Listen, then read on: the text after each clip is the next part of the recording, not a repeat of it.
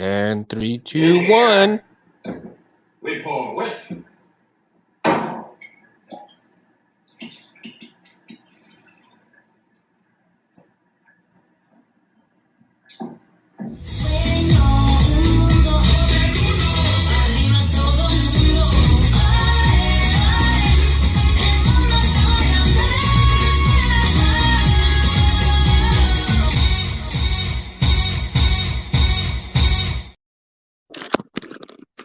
And welcome to Mundo Madness Monday. Ooh, oh, whoa. Let's see hold on. What's going on here? I'm hearing an echo and there shouldn't be echo. Do you have your thing on? Try to Yeah. get Yeah, try to lower your speaker there so that way. Yeah, I just did. Okay. All Do you right. have any ear Okay, there we go. That's a Is that little better? bit. It's a little bit better, but I could still hear the echo. Do you have any of these Yeah, let me grab a pair. earbuds? I'll be right back. Okay. So anyway, welcome to Mundo Madness Monday, guys.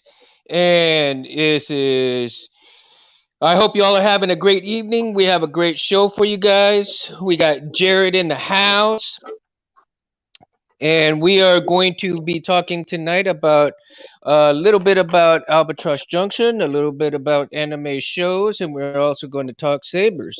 So for those of you who are let's see here, beginners, and we are going to put in, let's see here, civilized Sabers. We're going to put some of that in there, a little bit of civilized saber stuff, because we're going to talk a little bit about sabers. And, we're going to talk about, different things tonight as well. And for those of you who are watching tonight and will watch later on, we're going to start off with a little bit of Albatross Junction issue 3 coming out really soon. Okay. And Anthony, hey Cincy, dude, how you doing, man? Glad you stopped by, dude. Excuse me, guys. Always got to have something to drink. So tonight, yes, we're gonna be talking a little bit, like I said, a little bit about AJ, a little bit about Sabers, a little bit about anime. Hello there. So we're gonna talk also. Again, let's restart, and we're gonna start with Albatross Junction. That issue 3 is coming out really soon.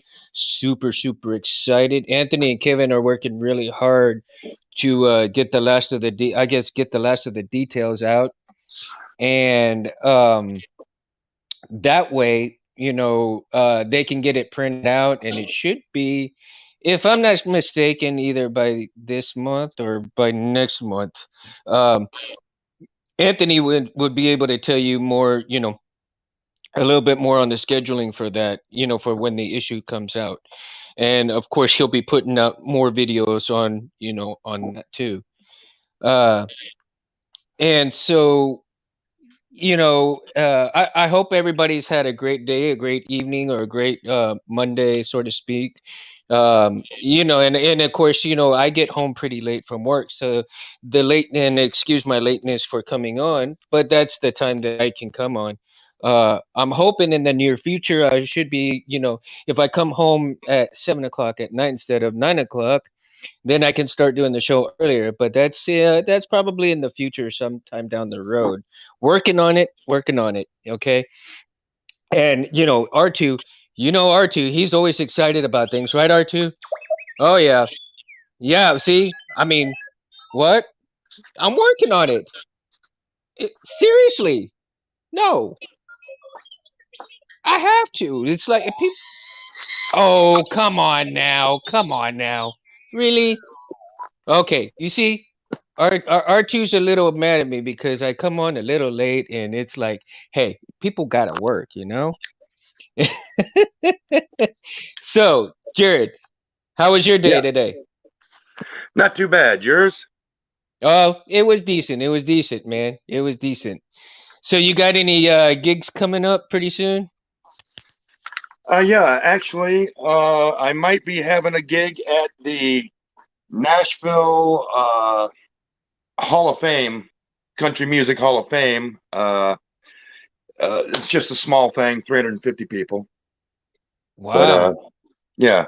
So it's I'm kind of excited about playing there, and That you know, that is awesome. Yeah, for those of you who don't know who Jared is, he is an Elvis impersonator, and pretty damn good one at that. you're too you, kind. You're too kind. you know, you got to see something. And if I memory serves me correct, that you were also on a couple of Star Trek episodes with No, they were documentaries about convention. One was about a convention, and the other was fandom. And then I was fandom. on the pilot episode of Bluff City Law on NBC. Okay, okay, cool, cool. And and Jared is he's also, a lightsaber fan as well. He builds his own lightsabers as well. And and you showed me this really cool cross guard that's in the works, huh? Um Yeah, yeah. It's I call it my medieval paladin. Um, it's it's it's a pretty cool take. It's got perforated piping for the handle, the grip. mhm. It's got a pointed pommel cap. So it's pretty medieval looking. It's yeah, it's different. Sweet, sweet, sweet, sweet. Yeah, always good. So, let me show you guys this real quick. I'm working on this little chassis here, and I think I might put it on my Vader. I'm not sure. It's a Master Replicas '03, and so um, I right now I don't have the controls to kind of go zoom in and everything, but so I'm gonna show you like this, Oh, nice. and so And right so right now, now, ooh, ooh, that's a bit that's a loud, bit buddy. loud, buddy. Oh, sorry. There. There you go. There There you you go. go. There you go. For Let's some reason, I see. can't get my headphones to hook up. Mm. Mm. Do you have Do you any have any earbuds? earbuds? Yeah, I do, but I don't have a 3.5 millimeter jack for my phone. Mm. Okay. I don't know why they quit putting those in there. Okay. Okay, Well, let's go well, let's ahead go and ahead do and do this. this. When you When you put, put, if you if you can, can. How's that? Is that better? let me see. Ooh. Yeah, we Yeah, still we got still that. got We that. still We got still got that. that. What do you call it? Echo. Echo. All right. Give me a couple seconds here, and I'll see if I can fix that. Okay, great. Okay, I'll turn you down here. Yeah, so that way we won't have that echo coming back so loud. And maybe what you might want to try is whenever you're gonna put yourself on mute, and then when you're gonna speak, take it off of mute, and Okay, I then can do that that way, too. yeah, that would probably be much easier. All right, I'll put it on mute. Cool, got it. Just give me the thumbs up. Okay, so when you're ready to speak, you will go ahead and do it that way. Okay, and so and of course, this chassis, like I said, right here, right now, is in the works. I mean, I haven't glued anything, I haven't wired anything. I've got just some kind of rinky dink wires over here. I've got an LED with um, working down so that I can try to play around with it. Nothing's permanently put in there right now. So, I mean, I can undo it like in a split second and try to rearrange everything if I need to. So, and then of course it's the Vader's master replica. I've got it all gutted right now, so that way I can kind of fit it, and it actually kind of fits pretty decent in here.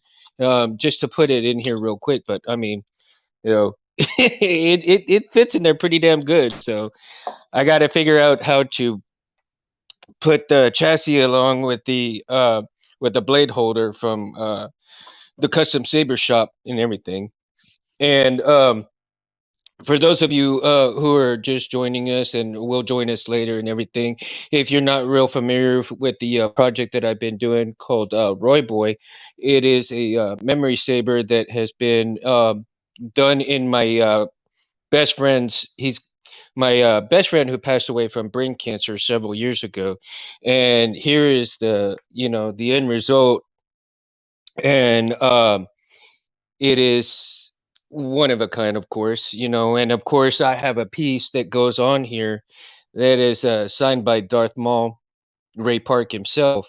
When Before I had it all wired up and worked on it and everything, I took it to Comic Con in Laredo, where I was doing a um, sword experience with Adrian Paul, and Ray Park happened to be over there, so I took my saber and I had him sign it, and I didn't actually have money to for him to have a picture, and I was all like, "Man, I wish I had the money. I'd get a picture with you." And for the awesome person that he is, he took the picture anyway, and it was really cool. And one of the I still have yet to get a hold of him, email him, and send him a video of this so that he knows that it's a done deal. Yeah, it's a done deal, and it's got my friend's voice on it and everything. One of the coolest things that I also did with this was I also put the font from uh, Matthew Corrado. Also, if anybody who is familiar with Matthew Corrado, which is Nova Star, in Nova Star's fonts, he did a He-Man font, and oh my God, I tell you, I am so in love with that font that it is really cool because when you hear He-Man and Skeletor, but one of the things that they did was I paired it up with a boot from the Highlander, Sean Connery, and his quote, "Power beyond imagination." And I was I was blown away because I pull that kill key, and all you hear is, you have power beyond imagination. Use it well, my friend. Don't lose your head. Quoted by Sean Connery, right? And then I push the button, and then you start hearing He-Man. I have the power.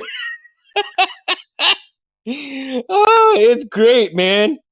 I don't know if it'll be on there right now. Let's see here. So the quote from Sean Connery is not on right now. Right now, you're gonna hear He-Man, I believe.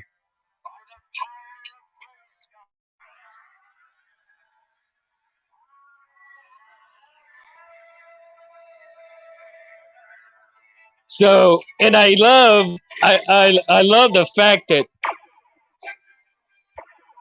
it is so cool, man. I love that.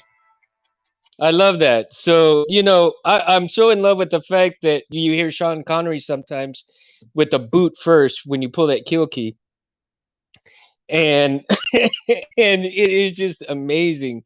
And then, of course, when you hear my friend, if I get my friend's voice on there, you hear my friend going, "Que pasa, mama?" So it's pretty cool, man. It's pretty awesome, dude.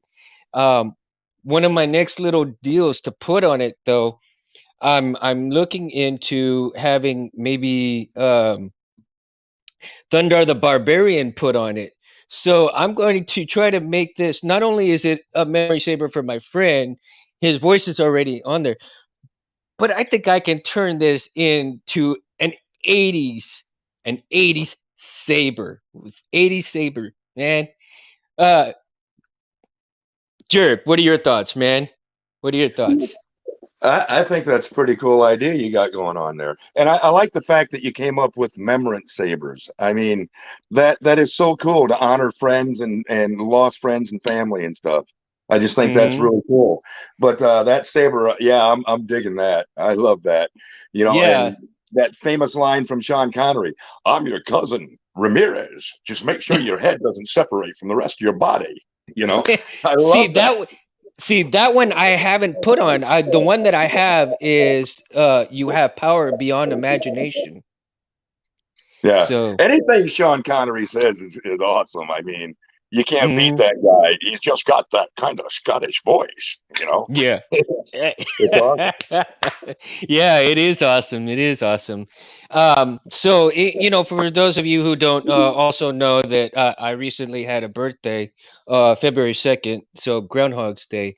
I didn't get to see my shadow this time. Well, it was rainy and wet and cold, so Well, happy birthday. I know it's late, thank but you. happy birthday. My wife just had a birthday too, yesterday. So, Oh, a and happy birthday to her. then my On the stepson 5th. just had a birthday today. So, On the 5th? Your yeah, wife's was yeah. on the 5th? My My wife sister's is is the on the fifth. 5th. Oh yeah. Wow, that's Well, pretty her cool. son's the sixth too. So that's kind of weird, you know. It's like I no Yeah. sooner buy her a present, I got to buy him one. So Lightsaber. here's a card. Here's a card my wife got me. So if you can see it, it's got a little lightsaber on it, on top of a little cupcake there. So pretty cool, man. Pretty cool. Yeah, Love my wife. She understands me. So it's pretty cool. So and you gotta love that. yes, absolutely. You have any other sabers in the work, Jared? Yeah, actually, I do. I've got 34 that I'm getting ready to build. Yeah, I know it's a great number, right? 34. Uh, yeah, I got 34 that I'm going to be doing. Eventually, I'm going to get around to doing my. I had told you and Anthony one time on Civilized Sabers about me having that 24 karat gold icons graphics, and Mm-hmm. eventually, I'm going to get around to doing that. Uh, Cool. but I'm going to move into my studio. Okay. That Yeah, way, I have Cincy, access to them. Cincy, thank you so much, man. Yeah, it was a really cool idea, and I've got, I've got a memory one from my father. However, um, it's going to be quite a bit of the works, and let me see here. What do you call it? Yeah, I just finished a Cyber Assassin.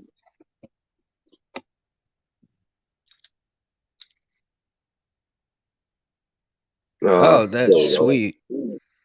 Yeah, it's got a Oh, natural curve to it. wow. Uh, it's Ooh, just a I baselit. like. Yeah, I like that font. Oh yeah, Is that the one by Shamim? yeah, yeah. It's Oh an oldie. wow. If you want, I Wow. can. I'll copy it over for you. But yeah, it's just a basic baselit, blood orange. Blood orange, huh? Yeah, That is uh, cool. I got that. Let's see. I've got this from DC Sabers that I'm going to be building. Oh, cool. Heavy. I mean, these things are It quality. Just the it looks pommel heavy. alone probably weighs a good 4 ounces, Mm-hmm. and they love their threads. But yeah, that's. I mean, it's a solid pommel. Wow. Now, Probably four Cincy, do ounces. you have any sabers in the works, bud? Let's see if Cincy has anything in the works, or is he working on anything?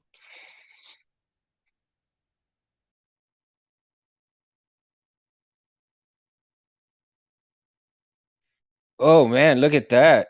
That looks nice. See? Yeah, that crossguard looks pretty wicked. Cool. Pretty wicked.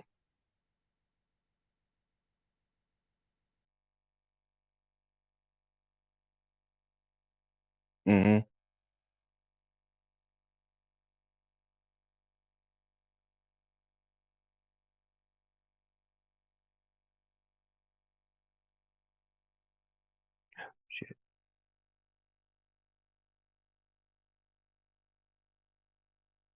Yeah, you might want to unmute it, dude. You were explaining things, but you had Oh it yeah. muted. Uh, with this perforation here, I'm going to Uh-huh. use the TCSS component chassis in there with the rods and the Mhm. discs. And then Mhm. this is all going to be open in here. So you're going to see all the circuitry lit up in here and the battery. all the wiring going through there. Hmm. Then I'm going to use an original graphics button here, but there's that pommel. I mean, is that not intimidating? That is cool. But yeah, I mean, it's just an idea, one off that I decided to do. So let me show you. This is my father's memory saber right here. Yeah, that's one you sent me the picture of. Yeah, that's sharp. Right. And Can't go so wrong with let black and me gold. show you. Well, what I want to do, and I had told everybody that when I re yeah, can you mute that real quick? Yeah. There we go. Cool. So when I reveal this, and like I said, I haven't started working on it yet, and I'm going to, if it, after a few times of working on some different ones.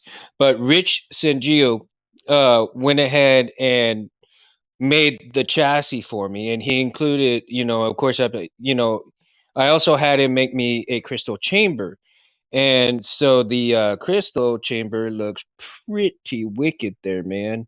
So if you guys can see, I've got the space here for my buttons there, and then of course the LCD screen right here that I'm gonna put in there.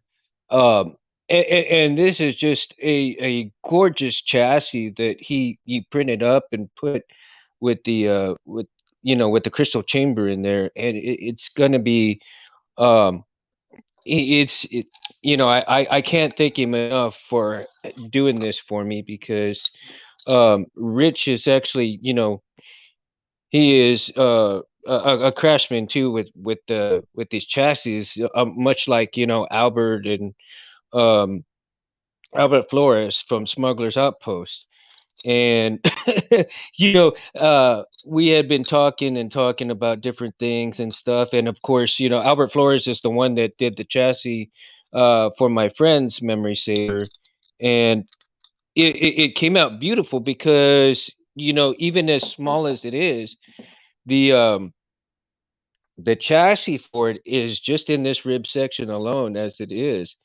So it had to be very small, and every time it took me a whole year to find almost a whole year to find somebody to make that chassis for me. Not only because, I mean, I was trying to tell people, how I wanted it, how small it should be, or what it, how it could fit into that rib section. But of course, I didn't have any calipers or anything like that at the time either, so I couldn't give any real measurements. And finally, I broke down. I went to Harbor Freight, bought one, and I hit up Albert. And Albert's like, "Hey, no, here." He showed me how to use it a little bit. Showed me some real quick little videos on how to take the measurement and stuff like that. I'm all like, "Okay, cool. Let me do this." So I started going to town, get the measurement, send it to him. Man, when he printed that thing out and I got it back over here, it fit like a glove. I couldn't believe it. I could not believe it. I was so impressed, and um, so again, I can't thank Albert Flores enough for, you know um, from Smuggler's Outpost to do the chassis for me. Uh, and so it really was, you know, they say that, God, puts people in your life for a reason. He sends you blessings for a reason. Go ahead, bud. If you gonna say, yeah, unmute it. Yeah. Oh, I, There we I go. was I was I was just gonna wait till you were done, but since you stopped, here's that 24 karat gold Graphics icons. Graphics. Oh, wow. And then, it's got the original red button. It's got the original glass eye in there. Uh, but yeah, that's my holy grail. One just sold on eBay for 15,000. Oh my goodness. Yeah, right. So I gotta wipe these fingerprints off right away and put it back away. But yeah, it's I got a steal on it. My friend worked for a studio that was a prop company, and it just so happened that he had access to these. And this one was supposed to be for an executive, but either he didn't get it or didn't want it. I don't know what the case may be, but he sold it to my cousin, and my cousin got it for me. I paid him $400 for it. What a steal, huh? Yeah, no kidding. And then I had all the paperwork for it and all that. But yeah, and then over here is these are the sabers. These are the sabers I got to build. Oh, sweet. Yeah.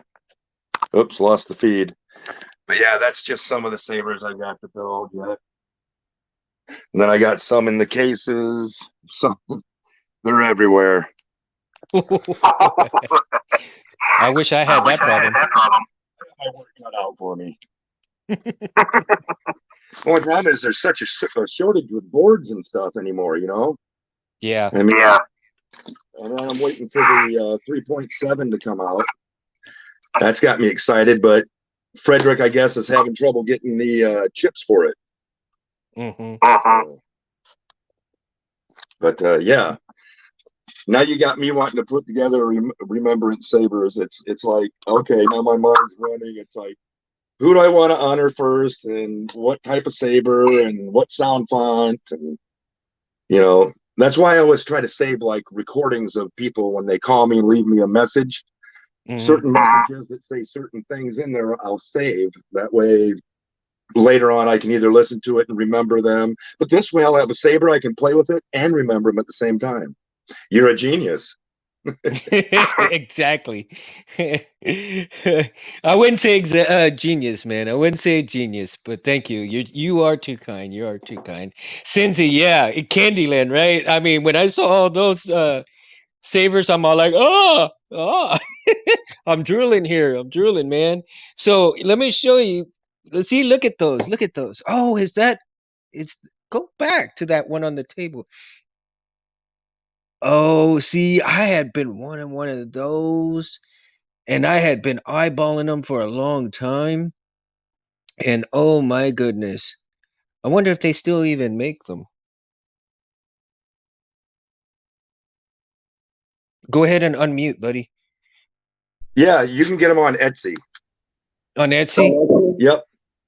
The Hmm. Star Walker is what it's called. Yeah. Yeah. And I like it. It's just a basic saber with a crystal chamber in here. But Mm-hmm. I mean it's well put together. It's got a brass section here. Uh, you know, open pommel, which I Mm-hmm. like. So that way you can do whatever you want with it. You're not stuck with a pommel cap in there with a screen you don't like or whatever. So I mean, it gives you, and then that's a chassis. I 3D printed the crystal chamber in there. Mm-hmm. Uh, but yeah, I mean, I 3D printed the chassis too. But it's a nice, well built saber for the money. I mean, it and it's got a little bit of heft to it. Right. And I still haven't got around to the DB6 yet. This thing's a monster. Have you ever felt one of these? The original DB6s? They're heavy. Mm-mm. I mean, it's a Mm-mm. weapon in itself. Forget the civilized age. This is just a smack them on the head weapon. You know. So that is really cool, man. That is so funny. Let me go ahead and show you guys what I'm kind of working on right now. So before I do my father's memory saber, I'm working on this PVC pipe saber right here, and right now it's just in the beginning stages. I just drilled the hole right here for for the blade retention screw, and I hadn't even glued down the retention screw to the screw itself, and I'm still kind of working on it. I'm gonna have to sand it down. Let's see here. Yeah. I don't know if you can see the pins in there or not. I'm just trying to straighten it up so you can see the pins in there, but I got the pins in there right now. Um, so here in this part where I have the blue, I'm thinking what I'm thinking of doing is having some of that silver, either silver or maybe chrome plated tape, wrap it around it, and then here, not sure if I want to do black here in the emitter or black here, and then I'll have, like a wet black, then I'll have the chrome or silver, and then maybe gold or maybe even brass, because I know that a lot of this may be brass. And of course, I'm going to put something else up on top of here. I'm going to get a bigger piece, and right now I'm trying to decide on my design to go my shroud to go over this part right here. And then of course I was already sanding this piece, and I need to make some measurements and try to find, because right now I'm having a hard time trying to see what I can fit in here chassis wise, because I mean this is only a 1 inch, 1 inch pipe, and even the 3/4 doesn't even fit right in there properly. So um I've kind of go ahead, Jared. Um, you might have to try to ream that out a little bit, you know, uh, Mm-hmm. because anything smaller than 3/4 of an inch, you're going to have a hard time getting the battery in there, let alone a soundboard. That's pushing the limits of your chassis, because your chassis is going to be anywhere from a 16th to an eighth of an inch thick. Mm-hmm. So now from 25 millimeters, you've gone down to 24 millimeters almost. 23 and a half. So Right. yeah, you might have to ream that out a little bit. Possibly. Possibly.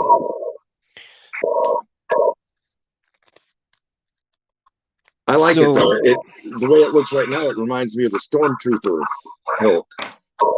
see, and that's the thing. I don't want to go ahead and uh, uh that's the thing is I wanted to go ahead, and I didn't want it to look like a stormtrooper one. So that's why I'm gonna really paint it and kind of deck it out and make it a little different.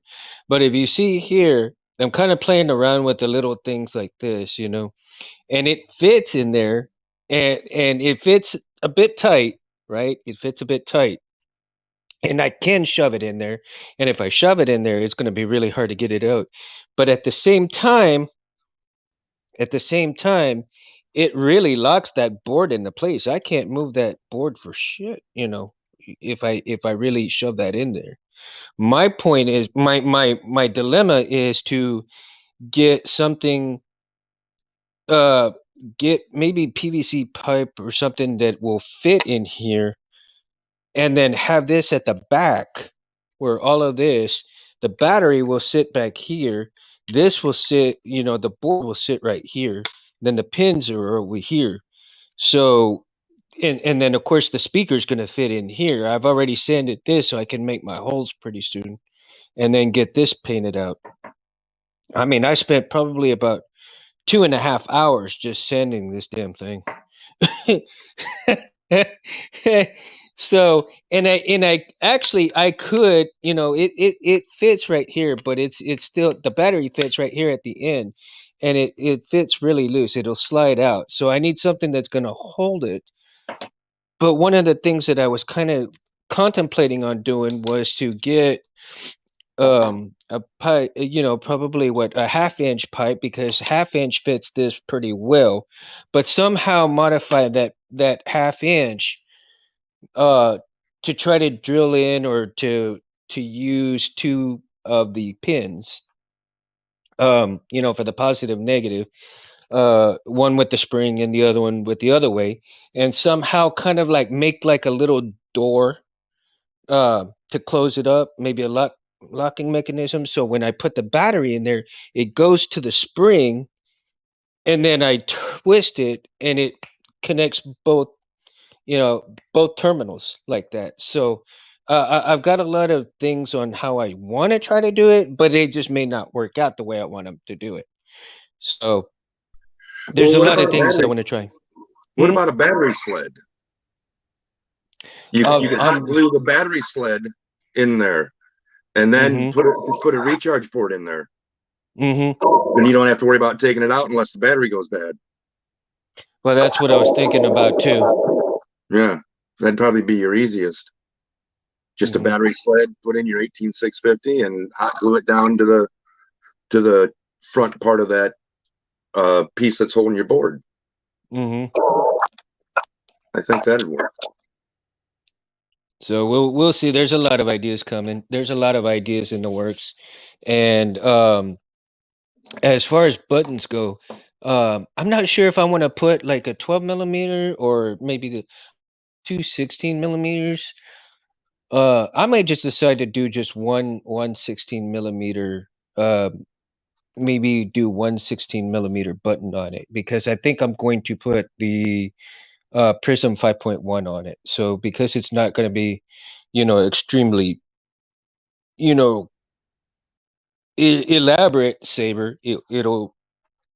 I think the Prism 5.1 will be a much appropriate for an appropriate board for this build, and uh, and then I can use it to screw around with it. I don't have to take it to anywhere with me to any cons or anything. Right? I mean, yeah, it's not like it's going to be a formal saber you're going to run around with at a convention or something all day long with, you know. But yeah, I mean, that's a, it's a good idea. I like it. Kind of reminds me of R2 right now too, you know, with that blue around there. Got me thinking Yeah. about R2.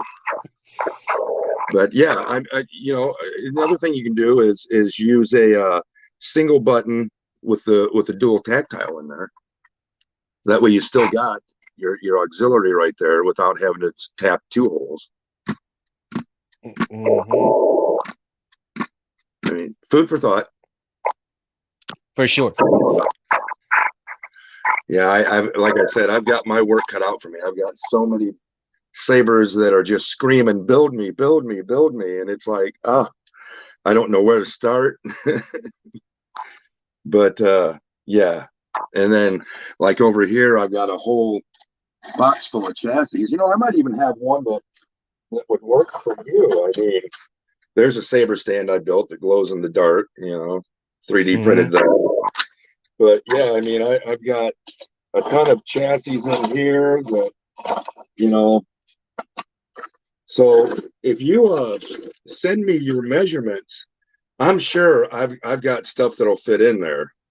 You know, hmm I mean, I've got some pretty small, pretty skinny chassis. Like that one I think is just over three quarters. I think it's like 0.77 inches, hmm which is about 24 millimeters, I think.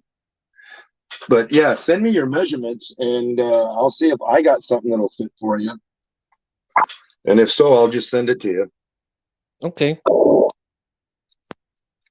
No big deal, right? Yeah. A No. saber has got to stick together, man. Hell yeah. Hell yeah. Yeah. And then I build blades too. So I mean, I'm nowhere near Anthony and so like Sabers quality. I mean, them dual star, tri-star, quad star. It's like, Oh. oh my god, I'd have to have three batteries just to run it. Yeah. Can you build me one with 10? Yeah. But yeah, I mean, he's a genius when it comes to blades and stuff. I mean, he's gone to a place far, far away. It's like their talent and their prowess. I mean, their ability to think out of the box and then fulfill that thought.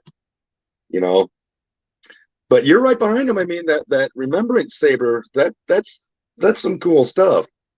You know, A buddy of mine wanted me to put a quote together with Hulk Hogan. You know, he wanted me to do the Hulk Hogan and then throw in some Arnold Schwarzenegger in there. You know, and it's like, okay, yeah, I'll get around to doing it, but you know, it's like, I'm gonna what play you gonna something do, real brother? quick. Which one your Star Wars lightsabers? Where's your Uzi? Go! I got it! Yeah, but yeah, he wanted me to do that, so I've been tinkering around with that, you know, with the Hulk Hogan. It's what you gonna do, brother, when the largest arms in the world run wild on you? You know, and I'm Arnold Schwarzenegger. I'm the former governor of the great state of California. You know, it's not my fault. I'm an actor. What do you expect? What do you want me to do? Oh, cookies. I look forward to tossing them. You know, I mean, stuff like that. But yeah, he's a character. He's like, yeah, and then you can throw on some Stallone and stuff on there too. I said, I don't do that, you know.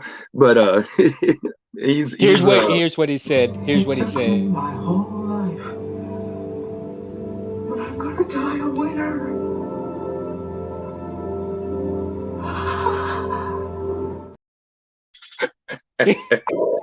gotta love Court. Gotta love Yeah, Court. yep, Did you yep. see the episode Little Green Men where they go back to Earth in the 1940s and they're actually the Roswell aliens? I think I did. It's been a while. Oh, Uh, go ahead and mute it. I think I did. It's been a long time though, because I've watched so many things now. It's kind of like I can't even keep up with half the things I watch. So moving on to the next part of the show, which was anime shows and anime movies and stuff. Uh, with all this crap that's going on with Netflix and the password sharing stuff and everything, people may drop Netflix and this because of that, but Netflix has actually gotten some really good anime movies and shows. And especially if you're into, like the Tekken type stuff or the fighting type, anime. I have not seen it there's this one anime movie that I have not seen that's on Netflix, but one of my favorite anime shows was called Ninja Scroll.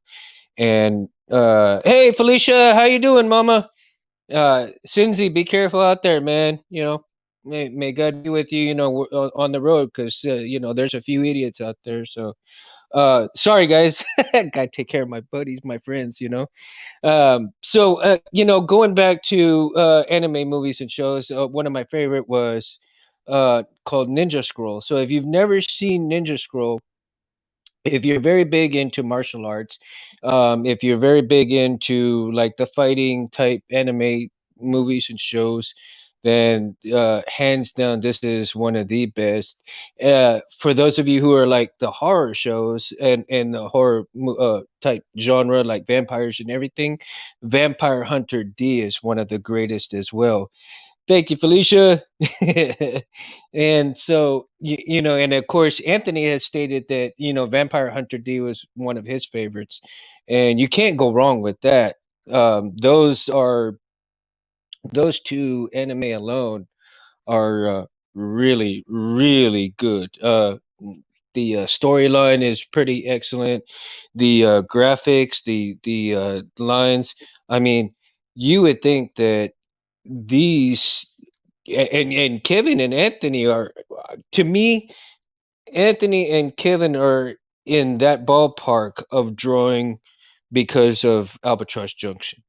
So if anybody on here who has not doesn't know about Albatross Junction, of course this is the comic book right here.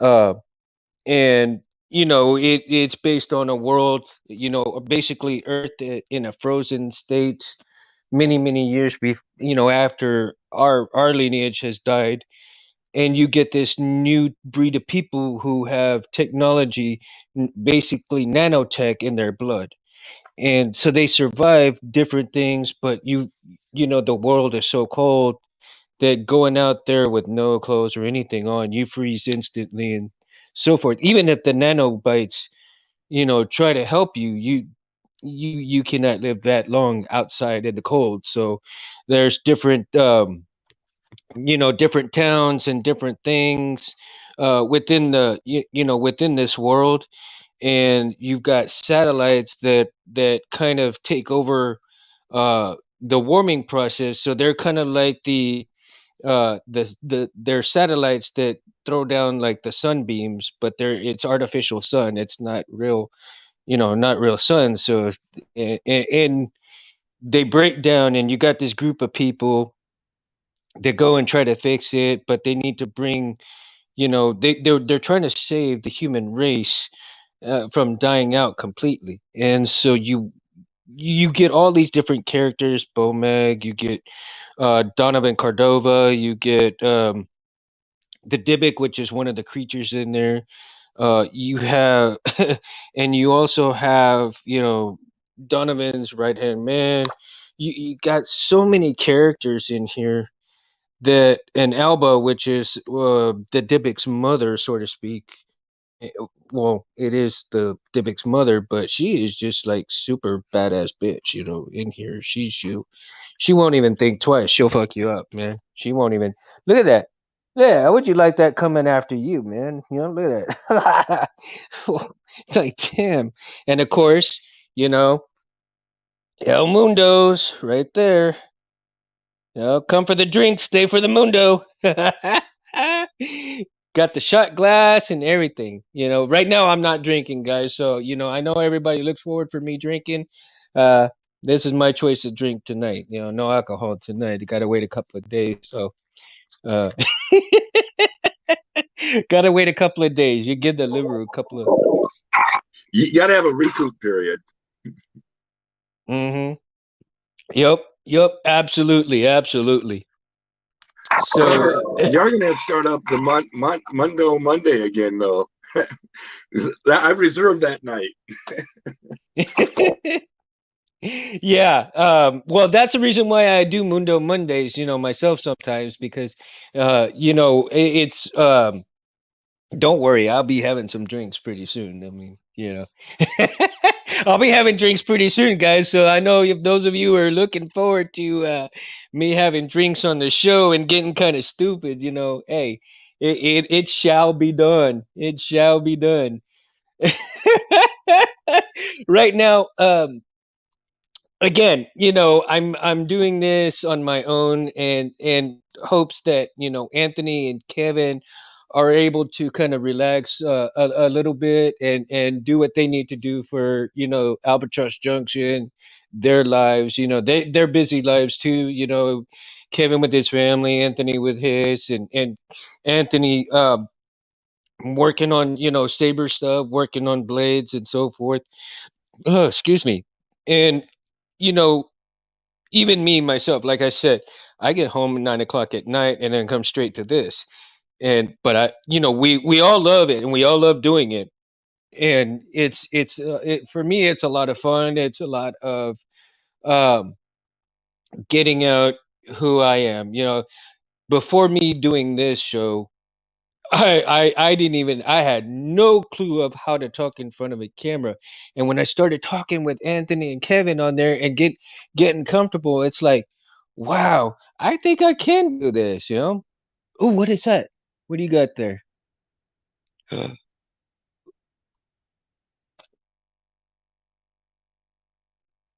Unmuted, buddy. Let's see what you got. It's just a little X-wing, a little Lego X-wing. I was trying to incorporate into the shot. Oh, okay. You know, got to keep the Star Wars alive, right? Yes, sir. But yeah, I'm looking forward to all the Star Wars stuff coming out too. Mm-hmm. Got the Ahsoka coming out, Mando 3, all that. And then yeah, it's for the Star Wars part, it's going to be good. But back to the comic book. Can you show me a picture of her again? Yes, Yeah, absolutely. yeah, that's pretty awesome.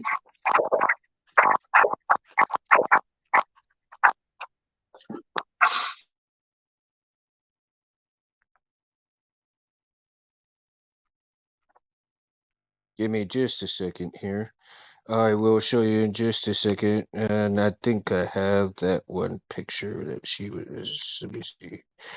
Uh, keep passing it up. I think I keep going too fast. That's my problem. Go too fast. Here we go. That's what she said. Houston, we don't have a problem. It is Alba. Yeah, Alba is coming. that's just wicked looking. Yeah, that would give me nightmares if I seen something like that coming down the alley. Slimy, black, and dangerous. Oh Now, my God. who's the graphics artist there? Both. Oh, go ahead and mute it, buddy. Yeah. Both Anthony and Kevin, and I believe. See, because here's how both of them work. I mean, either they do the drawing and the other one does the inking, or they may do both the inking, and they do both the drawing. So, it in book one, in part, I think the first issue, most of the drawings were, I believe, was done by Anthony, right? Okay, so here it says, issue one, penciled by Anthony Lagapa, inks and colors by Kevin and Anthony. So, and then the story is both of them, right? Lettered by Anthony. So, it is a combination of both of them that they draw out in ink and do everything is both of them together. It's not just one of them. So, um, and they carefully choreograph with coordinate with each other on who's going to draw what, where they're going to draw, who's going to ink what, and so forth. So they go back and forth and have some great communication in terms of when they're going to do a certain page, who's going to draw the page, who's going to ink the page, when they're going to ink it, when they're going to draw it, and so forth. So right, while we're speaking right now, they're probably working on the next issue, and so they're probably working on a lot of maybe the wording or even the drawing and the coloring and so forth. So and again, they're working on getting issue 3 to us pretty soon. Like I said, I believe it's either this month or next month. Go ahead and unmute, dude. You were gonna say? Oh, cool. Yeah, that's awesome, and it looks pretty thick too. I mean, it looks like a regular novel rather than a graphic novel. I mean, usually What they're is? about half that size. Well, actually, that's what it is. That's actually what it is. It is a graphic novel, but you have issues 1 and 2 in there. And then issue 3 will come out. And eventually what they're going to do is they'll have issue 3 come out, then they'll have issue 4 come out. And I'm not sure what their intentions, if they're going to do like maybe 3 or 4 into a graphic novel, or are they going to do just one issue at a time from now on, and the only graphic novel would have been the 1 and 2. Um, but they're great about letting everybody know, especially on Albatross Junction, Orange Comic Book, Comic Book Creation Live. They're going to give us all the information that everybody wants from those that YouTube and those live um, shows. They're going to give us all of the information that we are asking ourselves, what about this, what about that, because like I said, this is Kevin and Anthony's baby. I'm just a bystander. I'm like the number one fan here. From the get-go I was cheering them on, my little pom-poms. Hey, Albatross Junction, Albatross Junction, whoo. No. It, like I said, people are put in my life, and things are meant to be in the world, and it just clicks. It just clicks. So it's been a lot of fun hanging out with these guys, and as you see that when the three of us are on there, we have lots and lots of fun, and it is extremely fun to be with these guys. I mean, they're so cool. They're so uh the energy that they have and the energy that I try to bring with them as well. Because uh, I don't know if you ever seen Illustration with these guys. They went at it pretty hard. They were pretty brutal with each other on those drawings. So if you ever get to go to the YouTube channel and find Illustration, oh my goodness, you'll laugh your head off so hard. Your jaw will hurt for days. I was laughing so hard, I was crying, man. And Anthony, Anthony thought he had really wound up on Kevin, and Kevin just went to town on him. It was like, oh my god, it is hilarious. So you got to check that out. So and of course, I'm the one that kind of judged it too, and so you'll hear me say illustration. I mean, all that scenario, man. It was just too funny, too funny, and it was something that needed to be done, I guess, with the both of them. But at the time that we did, it was just too. It was just the right timing, and then that's what introduced a lot of Albatross Junction into everything, because they were just getting started with it. Excuse me, guys. May not be alcohol, may not be beer, but it's still something to drink. You want to chime in for a minute, bud? Well, I was just going to talk about, yeah, when you guys get together, you guys are hilarious. I mean, I don't know how many times I've laughed so hard I've knocked stuff off the table, and it's like, oh, damn it, now I got to clean this up, you know. And then I no sooner get settled back in, and you guys will pop off something again, and I'm starting to laugh again. Yeah, you guys are hilarious when you get together. It's like Yeah. it's like Comedy Central. And you come up with some of the damnedest things to say too. Oh, I try. Oh man. Oh, so since he has returned home, you may rejoice. So everybody, woo! Since he made it home, since he made it home, since he made it home. Woohoo! All right. So, so okay, Cincy, I rejoice, boy. Just for you, man. Just for you. So yeah, yeah. Um, I get a little delirious sometimes when I get tired, but that's what makes it so fun. Also, I love having fun because life is too short. You got to have fun in your life. Oh my God, it's almost an hour already. Jeez, I've been talking that much. My God, I'm surprised I didn't put anybody to sleep yet. I am surprised I didn't put anybody to sleep the way I talk. Jeez, I mean, I know I can get funny, but funny looking more or less, I mean, I'm no spring chicken either, so uh, I got grays right here. I howl at the moon. What can I say? You want to talk about grays? I mean, look at this. I'm not far behind. Oh, I skipped gray. I went straight white. I mean, that's white, buddy. And everybody's like, "You're not that old." I said, "It's not the age; it's the mileage." Hmm. It's like if your body had been through everything mine's been through, you would understand. Absolutely, absolutely. I concur with that, man. Don't mean my goodness. So and so they and of course, their site is Orange Book Comics, right? And if anybody's interested, you can go to the Orange Book Comics website and purchase things that they have. They also in their books, in their comic books, also I'm going to show you something that Anthony has done for me as a little thank you, and it is so sweet, so freaking awesome. You know. Look at that drawing that he did for me right there. I mean, that is just phenomenally awesome. That is that's tight.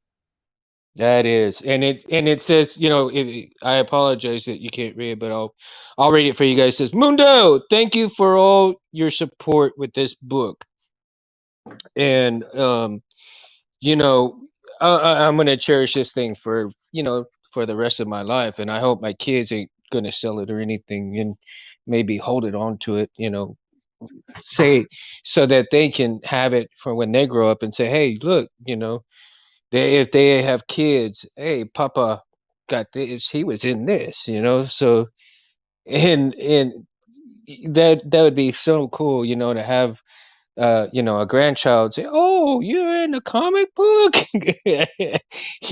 I don't have any grandkids yet. My kids are still in school. My oldest, she's in college right now, so she's trying to get her degree before she has, settles down and has a family, and that's all I ask for is get your education first. And I tell her, get your education first, have your fun.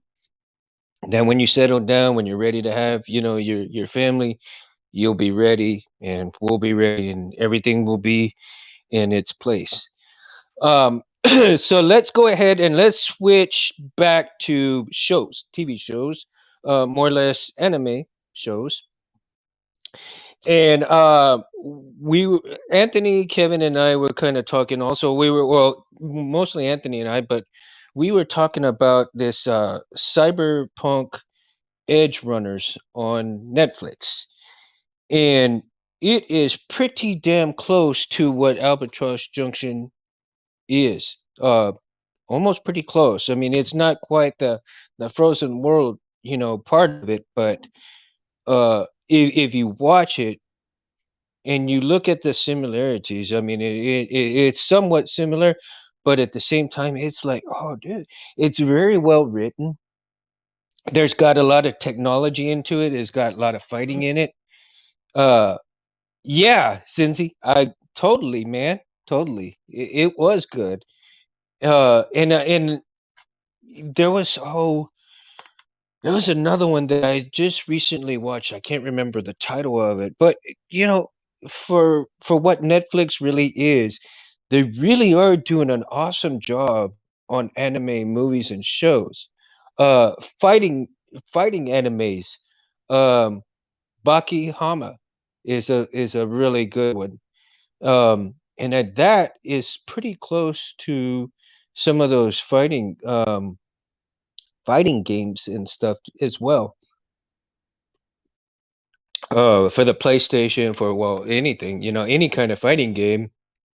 Um, you know, I'm I'm wanting to see some of these other video game anime movies to come out. You know what I mean?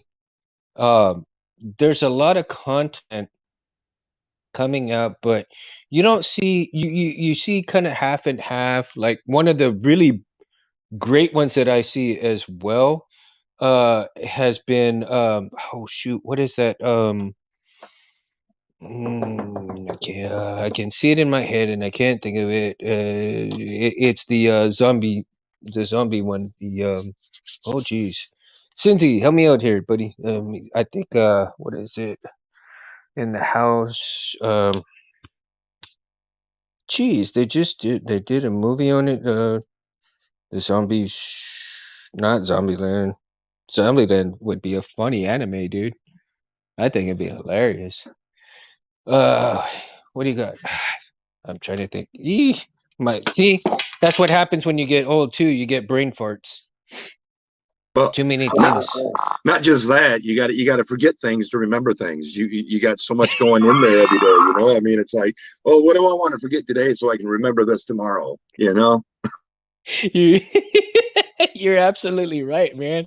A million things on my brain, man, because I got work still on my brain. I got the Sabers, I got this on my brain. I've got the Albatross Junction on my brain. Like oh man, I even got recipes going in my head right now.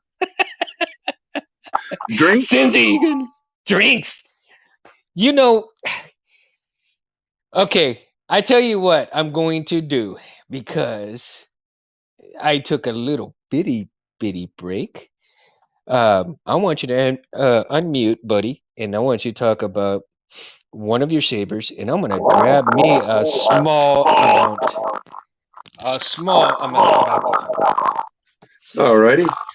Well, for all you out there, This right here is one of my future projects. It's called a Star Walker.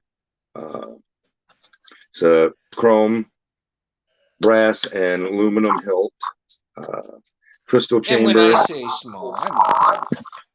Uh, let's see. This is a saber from DC Sabers that I'm getting ready to do. It's got a burgundy wrap with gold rings, couple see-through windows there, and yeah, just it's a madhouse here. I'm a mad scientist. But oh, well then now you're gonna have to give me a chance to run to the fridge.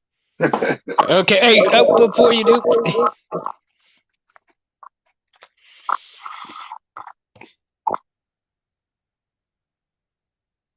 I was hoping you would.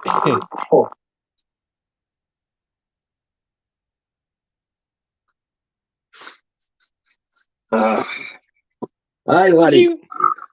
A little bit of Jameson whiskey, aye. Oh, You I. ready? All I'm right, ready. cheers. Cheers. Woo!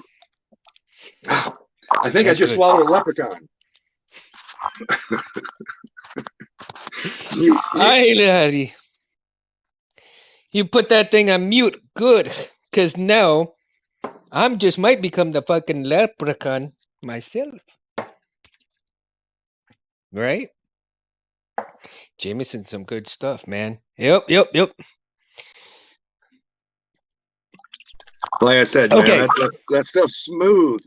But you take too big a drink, it's like swallowing a leprechaun. Let me. Cheers, Cincy. Cheers. Okay. So, what? Like I said, we were talking about these other shows, and the zombie one that I was thinking of in the game, and I believe it wasn't Nintendo's, it was PlayStation. It's a PlayStation game, and Resident Evil? there you go, Resident Evil. Thank you, good sir. So Resident Evil not only has come out with the game, came out with a regular live action movie, but they also came out with an animated movie, which was pretty excellent. Uh, yeah, since he's The Last of Us, right? It's pretty close to that Resident Evil. I have not seen it actually, but from what I've seen in commercials, what I've heard people talk about, it is, yeah, it is pretty close to Resident Evil on a bigger, like a more of a badass note. they, from what I heard, what is it? The some kind of bacteria that was, I guess, turned them into this thing. On Yeah, it's a virus that mutates and takes over the body, and it's kind of like you've heard of that one where it's a zombie virus for ants. It takes over their body and then takes over their brain. They don't have any idea that it's taken over, but it's taken over. It's doing the driving, right? So that's the same thing that this does, and it's kind of like Resident Evil was a virus too, the T virus, but mhm. this, I guess, was a normal virus that mutated, and now it takes over the mind. Same as the zombie virus, but it's transmitted uh, through the mouth, from what I understand. Uh, so basically, if they get close enough to kiss you, you're in trouble. But and then it's a hive mind. So the fungus spreads out across the ground, and if you touch it here, you might wake up these infected, and they might be 12 blocks away. But you disturb this here, and it affects the hive and sends a signal to them, and then they come attack you. So it's even though the area might be clear here, 12 blocks away, you just alerted them. Now they're coming after you. So it's pretty interesting. And then Pedro Pascal, he's the main character, the protagonist. See, we got we got Star Wars in the. Right? I'm waiting for him to whip out a lightsaber, or a dark saber. Yep. Yep. Absolutely. Absolutely. And that is unbelievable. So, sometimes we picture, these characters in, well, the stars that play these characters, right? And you would think that, oh, they can't play all these different other things. They're good. They're really good in this, but they're not really good in that. But sometimes these actors are so, well-rounded that they can play almost anything. Especially like Sean Connery. He was in a lot of action. He was in a lot of drama. He was in, I didn't see him have too many funny, you know, moments in his movies, but he was still a very dramatic and action oriented, character, or actor. And then you have some that are extremely well rounded, where they can play a multitude of uh, characters in terms of being funny, in terms of being serious, in terms of being dramatic, and all of this into one, to each different character that they play. Ben Stiller, for example, he's been, in several funny movies, but you've seen him in a few serious movies. You've seen him in a few lighthearted movies. You've seen him in. I don't think I've seen him in some scary movies actually. Because then you have some of the, there's some actors that, wait, hey, whoa, whoa, whoa, wait a minute. I'd like to be in this, but I got to think about where I'm going with, with my career in terms of, is this going to hurt my career, or is this going to even make my career even better? Because if some of these actors, they do such a good job at one character, but then it just stops right there, and it really you know, hurts their career because they get pinned to one character. And as much as we love Star Wars, as much as we love Star Wars, um, Pascal is so excellent in Star Wars, but then you see him in these other things like, oh yeah, hey, Felicia's like Adam Sandler, of course, exactly. And since Pedro is quickly becoming my favorite actor. Cool, he is an awesome actor. I cannot, talk enough about this guy because not only is he, Spanish and an actor and just an all around, from what I understand, a great human being. So, kudos to him. Yeah. And excuse me, guys, I apologize. um, what do you think, R2? R2's like, what do you think? Pascal? Sandler? Both. Ah, he says both. Oh, don't get like that. Oh. Well, you know what? Yes, we know you were on there. You see, even R2's getting mad because he says, "Don't you know I was on there too?" Me, that's why they call me R2. I was there too. I mean, come on. he, he, you know, keep keep your resistors online, buddy. Keep your resistors online, dude.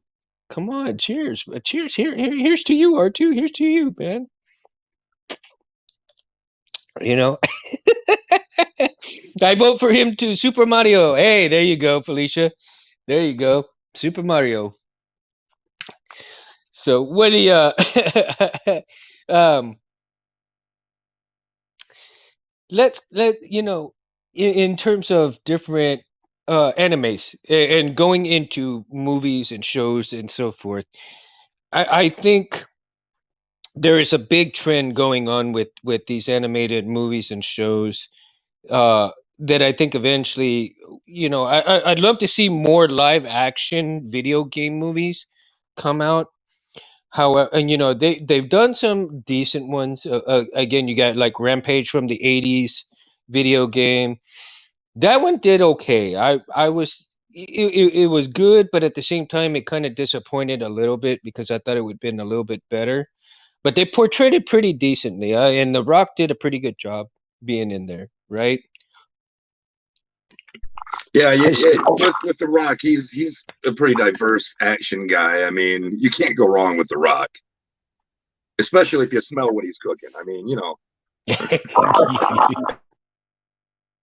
I should get a quote on the saber like that. Can you smell what the Rock is cooking?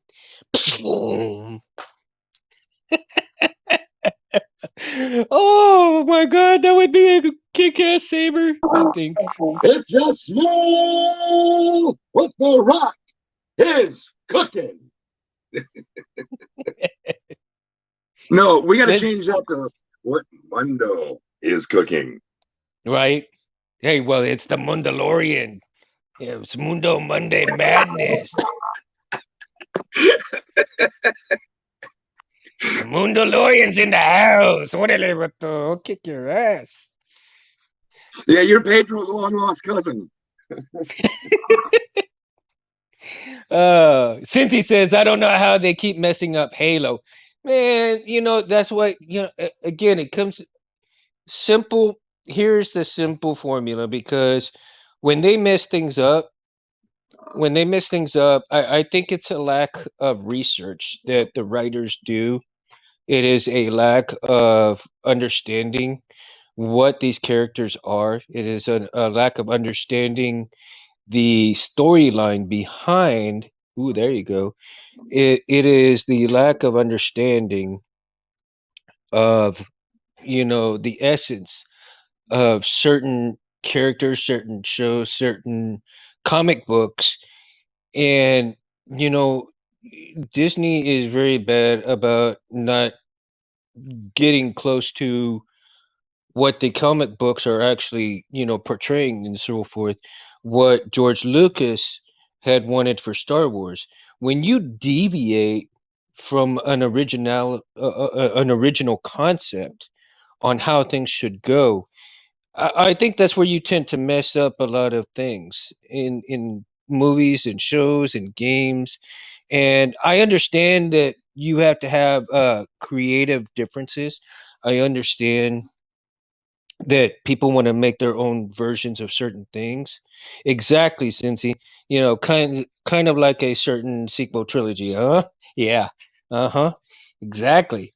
Um and and when you deviate from those things because you want to have that creative thought process, you want to have that creative control. There's nothing wrong with doing creative control on certain things, but it in the you got to think about it in the long run. If you in especially a fan base, if you end up having a fan base, um eventually if you end up having a fan base and you don't listen to your fan base, where is that going to go? It's going to stop. Eventually you're going to stop. Your stock is going to go down. Your shows are going to go like not watched. Your show, even if you throw video games, people are like, "Oh yeah, cool," But if you take away from what your fan base is telling you, "Hey, this is what we're looking to see. This is where we thought you were going, and you're going way over here instead of over here where we thought you were going. You're leading us in a different direction." Well, if you're going to take them in that direction, if you're over here and you want to be over here, but you're trying to get your fan base to follow you, take it one step at a time. Don't rush into it. If you're rushing into it, then you're not collecting your fan base where it should be. And I think, in my opinion, I think that's where Star Wars went. They deviated from what George Lucas was ultimately trying to go because they wanted their own creative differences, and it's fine. But what I think should have happened was follow what George wanted to at the time that he was ending it, and when he ended it, then you move into the new direction saying, hey, this section here is done with, but we're going to follow the next story over here. Now try to come this way if you want to see what happens to, further down the road, but make it interesting you got a yellow brick road, but all of a sudden you hit dirt road in the middle of a yellow brick road. What are you gonna do? Uh, like shit. Which way do I go? Yeah, you're skipping along. You're following Dorothy down the yellow brick road, and all of a sudden you hit dirt. Like, oh shit. Uh, I ain't Kansas no more, Toto, but I sure as hell ain't on the yellow brick road either. Yeah, thank you, Cincy, for agreeing with me, man. So, go ahead, man. Go ahead. And come on, Mike. Uh, maybe use the mouse. No, yeah, I agree with you 100%. Um, you know, with the Star Wars, I mean, Kathleen Kennedy basically courtshipped George Lucas into brokering the deal, and then once she got her take on it, her hands on it, it was like, well, screw you, George. I don't care what you wanted. I don't care what you said, and screw the fan base. I mean, I don't care what they want or what they think. I'm going to do what I want to do, and it's going to be my vision. And when she came out, and I have no problem with putting women in the lead roles. I have no problem with that. But the way she did it, I mean, well, in my Star Wars, we have no need for male lead actors. It's like, yeah, but you're throwing away all the prime characters.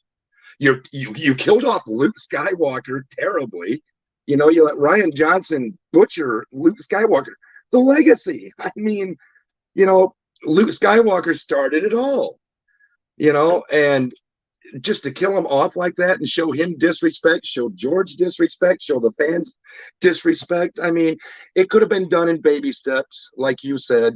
You want to cross this bridge. Okay, well, first you have to climb up the precipice to the bridge, you know, and then you got to look and make sure it's safe, and then make your way across. You don't just run headstrong into the storm and expect it to be calm, right? I mean, you can't aggravate and isolate that many fans of your fan base and expect success. I mean, she lost hundreds of millions of dollars by alienating the fans and not listening to them. I mean, without the fans, your job is meaningless. Without the fans, your movie's meaningless. I mean, they're your bread and butter, just like a restaurant. Without your customers, you have no business. And she don't care. She's got her millions, and if she distorts the vision, then so be it. She doesn't care. It's like, yeah, but you're destroying a legacy, and just the way she did, she right off the bat kills off Harrison Ford. I mean, you know, okay, I could deal with that, but when she got up there and killed off Luke Skywalker in the next film, it was like, oh my god. Well, see, Harrison actually wanted to be killed off pretty early, believe it or not, because he really wasn't wanting to be Han Solo anymore after the first three trilogies, because he was done with the character. He really didn't care for it. And if you watch some of the late night TV shows, like Jimmy Kimmel and other places that he's been, he really kind of struggles with talking about that character, because he doesn't appreciate that character the way we do. I mean, he was perfect for it, and but he didn't care for that character the way we all do, of course. And since he's all like, to be fair, Harrison was begging to be killed off. Yeah, that's exactly what I was saying, Cincy, because he didn't love the character the way we do. And that I admire him in a lot of the shows and movies that he's done. However, it to me, if you don't love a character, why do the character? He did it, purely for the paycheck, really. As we and he admits that, he admits that he's done it for the paycheck. And and it's all good, when you have somebody who's doing it just for the paycheck. But then when you got all these Star Wars fans, and he cringes at some of the fan base because to him that character doesn't really exist for him.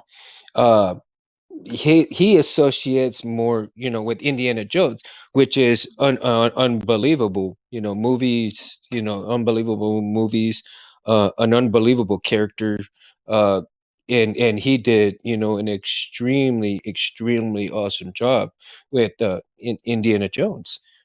Nobody can refute that, but how can you not love a character that has been loved by billions of people because of the love for Star Wars?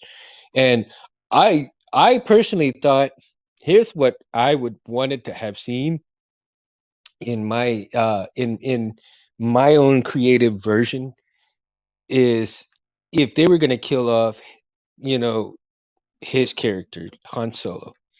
And Han Solo, I think he should have had his blaster, not trying to shoot his son, not trying to kill his son, but I think he should have gone down fighting with him and lose that battle because he he wanted to give his son the benefit of the doubt, not just get killed off like that. I think in the way Harrison Ford should have had his character killed off, was more like he's going to go down fighting, but he's not trying to hurt his son. He knows he's going to get killed, but my son killed me, but he's got to know that I'm not going to stand for this child. Right. More of a struggle, rather than, I mean, because, he's hugging Ben and then he just pulls the trigger on him. It's Han Solo's character was a scruffy nerf herder. I mean, a smuggler, a fighter. I thought maybe he should have tried to wrestle the pistol or the saber away from him, whatever, but not, like I said, the way they killed him off was just bad. And I know he wanted to die, get his character killed off. But I mean, just, I don't know. It's the whole ball of wax. And I can't blame just Kathleen Kennedy. You got to blame the directors and their insights and stuff, But like Mark Hamill, he was devastated when he found out he got killed that way. And Disney's like, oh no, he was okay with it. He was okay with it. Whitewash, And then there's Mark Hamill going, what? I'm okay with it. You killed off my legacy and trashed my character and made me drink blue milk. Just his character was worse than hermitized. I mean, yeah, granted he became a hermit, but it was just a sad character, all around, angry, sad, bitter, mad. That wasn't Luke. He was always the optimist, the brighter side of things. Hey, look, it might be dark now, but there's light at the end of the tunnel. He was saying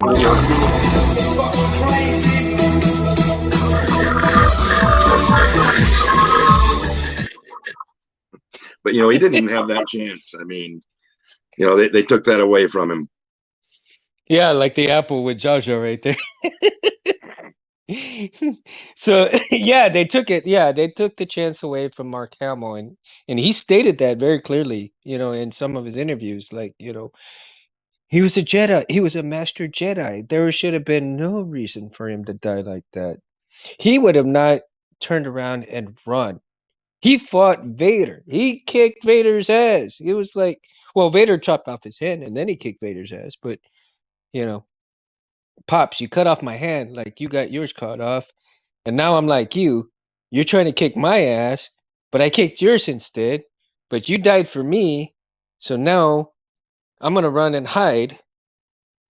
And that seems like the gist of the movie, right? So I'm gonna run and hide because I killed my father in trying to save him, but I'm no longer. want to be a Jedi because I killed my dad. No, you got daddy issues. Okay, fight through your daddy issues. Fight, fight through Emperor Palpatine's crybaby scenario of I am going to rule the world, the galaxy, all that shit. Come on. What should have happened was even though he fought Vader, he should have fought Palpatine himself. They should have had Luke fight Palpatine, and even if he lost and got hurt, this is how I was picturing it was that Luke fought Palpatine, Luke got hurt, and he had to go to the island in order to recover. And in his recovery, that's where he would have met Rey and started training her because he could no longer fight the way he could. So that to me, that would have been a much better story in terms of, moving the story along. Oops. Oops. Well, yeah, I agree with you. That would have been awesome. You know, but that wasn't the vision. Ryan Johnson's like, no, I don't really care for Luke Skywalker. I'm gonna kill him off. You know, and Hmm. you know, they used his escape into hermetism by saying, well, he tried to start up schools and the children got killed or whatever the case would have been, and that sent him into seclusion. No, that wasn't Luke Skywalker. Luke Skywalker would have been fueled by that, and he'd have been like, okay, I'm going after these guys, I'm going to settle this once and for all.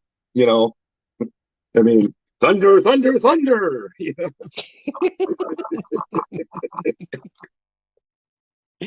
Oh man. So yeah, that would have yeah. And here's another scenario that I was thinking that could have happened. Right now, after he started the schools and Ben became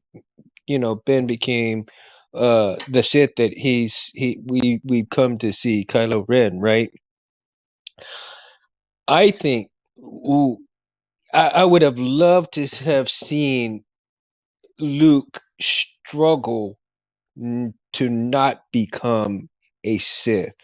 Like he's so angry that he failed Leia and Han, and he's starting to be angry with himself, and he's starting to become a Sith.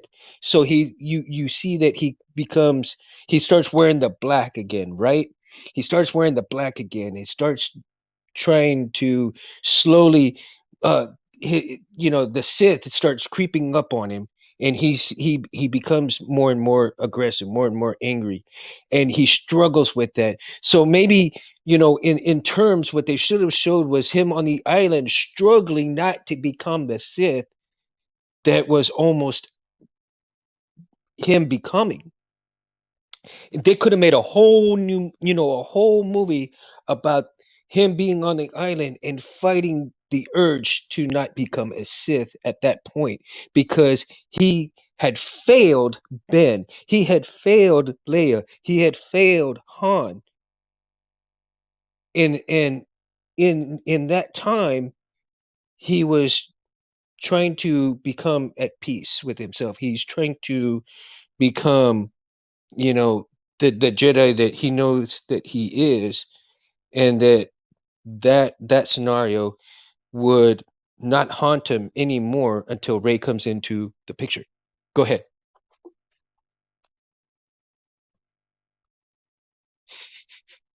Use your mouse. Oh, this thing. Use the mouse. Uh, yeah, I agree 100% with you. And you kind of seen that in the Mando episode where Luke comes and takes Grogu. He's in the black, right? Black hood, black tunic again, but this time he's using dark powers, like the Force Crush on that very last Dark Trooper. He Force crushes him. That's Sith. I mean, Jedi's don't use Force Crush, you know. So Right. he was starting to darken at that point, but he was always light.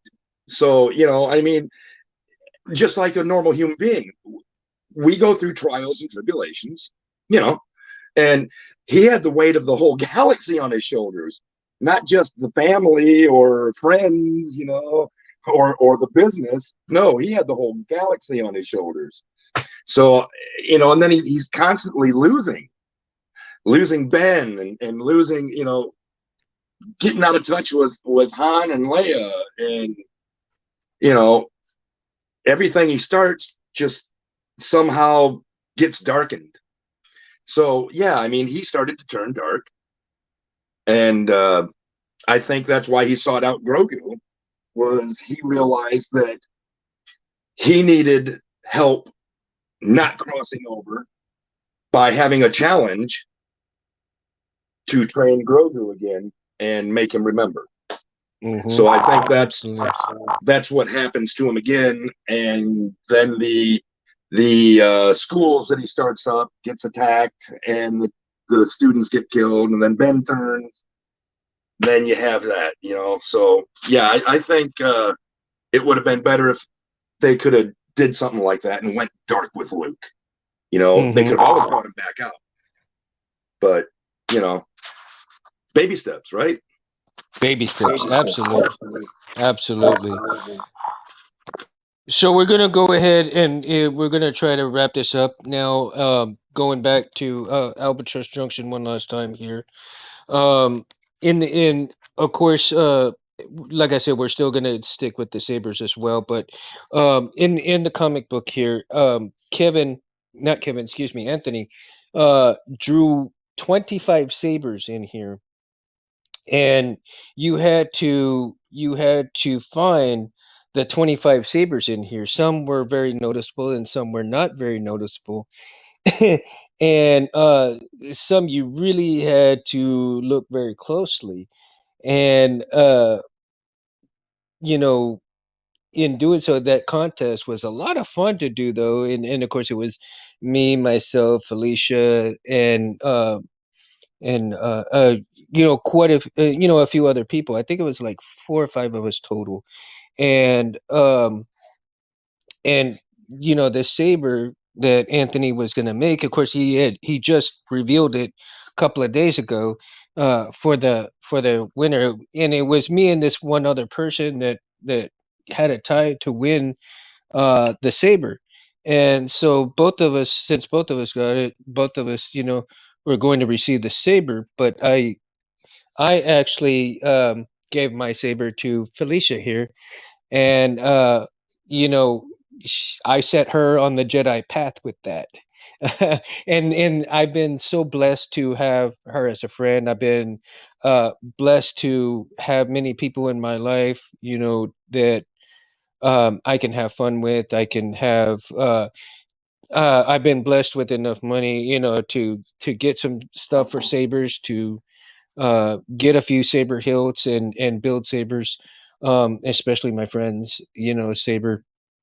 So, with me having that many blessings, I need to make sure that I pass that forward, and yes, Cynthia, I have a Padawan. I do. And so, if you go to Anthony's YouTube channel on Civilized Sabers, and he will show you what the lightsaber looks like, and it does look like a Luke Skywalker. So it's pretty awesome looking. He did a freaking awesome job on it. And so, like I said, I set Felicia on the path here. And I told her, you got to make sure you make people smile in this world, because not only for her kiddos, but for other people as well.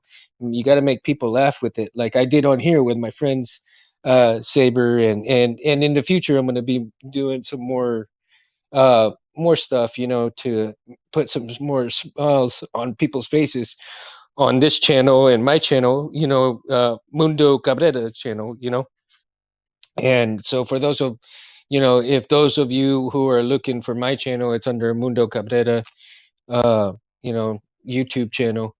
And but I mostly go through, either Albatross Junction or Civilized Sabers or so forth, since me and Anthony and Kevin, get together and talk about all kinds of things as well. Again, me trying to honor them in terms of uh, working on getting the comic book out there and keep talking about it when they can't. Like on Mundo Mondays, if they're not able to watch the show, I am super happy to come and promote the comic book, promote their channels. And if you haven't either like or subscribe to Anthony's and Kevin's pages, I highly recommend go checking them out. Say, hey, Aunt Kev, what's up? Hit them up and say, hey, how you doing? Kevin is not only is he a tattoo artist, but he's also a painter. He does this and he works with Anthony. And these guys, they work pretty hard to give us some escape from the world. Thank you. Well, you're welcome, Felicia. You're welcome. It's you know God has blessed us both. you know God has blessed us both. And so they work real hard. And Anthony is, super, super busy with blades. He's super, super busy, also making some other sabers and stuff for people as well. Um, and we got to give these guys a break sometime because they're trying to do good for us, and sometimes Anthony puts out so many videos per week that I don't know how he manages to do that many videos in a week. I barely even do one of these live vids, man. I mean, I could probably find time for like, one maybe 10 or 15-minute live, and that's it. Um, but I'm always working so much that it's crazy. And Felicia says, dude, I was watching Carly King's video with a TriStar and I'm like, holy cow, I'm gonna have TriStar. Like, yeah, it is wicked cool. That video was wicked cool. So if nobody has seen Carly King, she also demos lightsabers and she talks about Star Wars, and she's pretty cool as well, in terms of, and Aunt had sent her a TriStar and she demoed it. She lit up our damn side of her house with that thing, man, in the dark. It's crazy. Go ahead, dude. Oh, yeah, I was just agreeing with you. I mean, yeah, I like watching her videos. She reviews a lot of sabers. I'd like to see her and Michelle Smith in one of the new Star Wars shows because those two Mm. ladies are talented. When it comes to spinning and working the sabers, and I mean, Michelle Smith's a ninja. I mean, you know, and, and she's dying to get into a Star Trek film or a Star Wars film, Star Wars film, or a series or something, and she keeps getting turned down. And it's like, yeah, but you don't understand. She's a choreographer too, So I mean, not only can she fight and really fight, she's trained in martial arts as a ninja, but she's also a choreographer. So what better person to have as one of your team to train the other people to work the sabers? I mean, come on, it's a win-win, right? And you got Mm-hmm. all these talented people that just get overlooked, and yeah. But Yep. yeah, Carly King, I like her channel. She does a lot of reviews, and she's honest. She'll tell you if anything's out of place or wrong, or she doesn't like this or that. And it's hard to find true honesty like that. Yeah. So that's perfectly what you said, bro. Because if anybody's watched Lando Sabers, Lando and Lando Sabers, he's really good about telling the truth. I mean, he demos fonts, he demos blades, he demos sabers, um, but he does a lot of his research, and a lot of the stuff that he says, and kudos to you, Lando, if you're watching this. I don't know if you watch these or not, man, but kudos to you because he is one of the very few people I think that does so much research before he does live videos, and he'll tell you exactly what website to go. He'll tell you exactly what company to go, what company not to go with, the reasoning behind his picks of where to go, where not to go. Um, the demos that he does, for KSIT and a few other um, sound font makers that that are friends of his and are quickly becoming very well known as well. And you know, I love the fact that he's a no bullshit person. I mean, straight up, what company it is, what company's not, where to go, where not to go, straight up in your face. Hey, if you want to go there, that's on you. I did the research so that you don't have to go over here and waste your money. That's what I love about Lando, where for Lando Sabers, because he does his research. And um uh if you want to, like, Benji Grimm, in Nerf Herder Customs, my God, that dude is freaking. Not only is he one of his best friends, but Benji is from Solo Sabers as well. Um, I think it's Albert Flores, Benji, and Jeremy, right, out of Smuggler's Outpost. All of them are phenomenal makers. I mean, installers.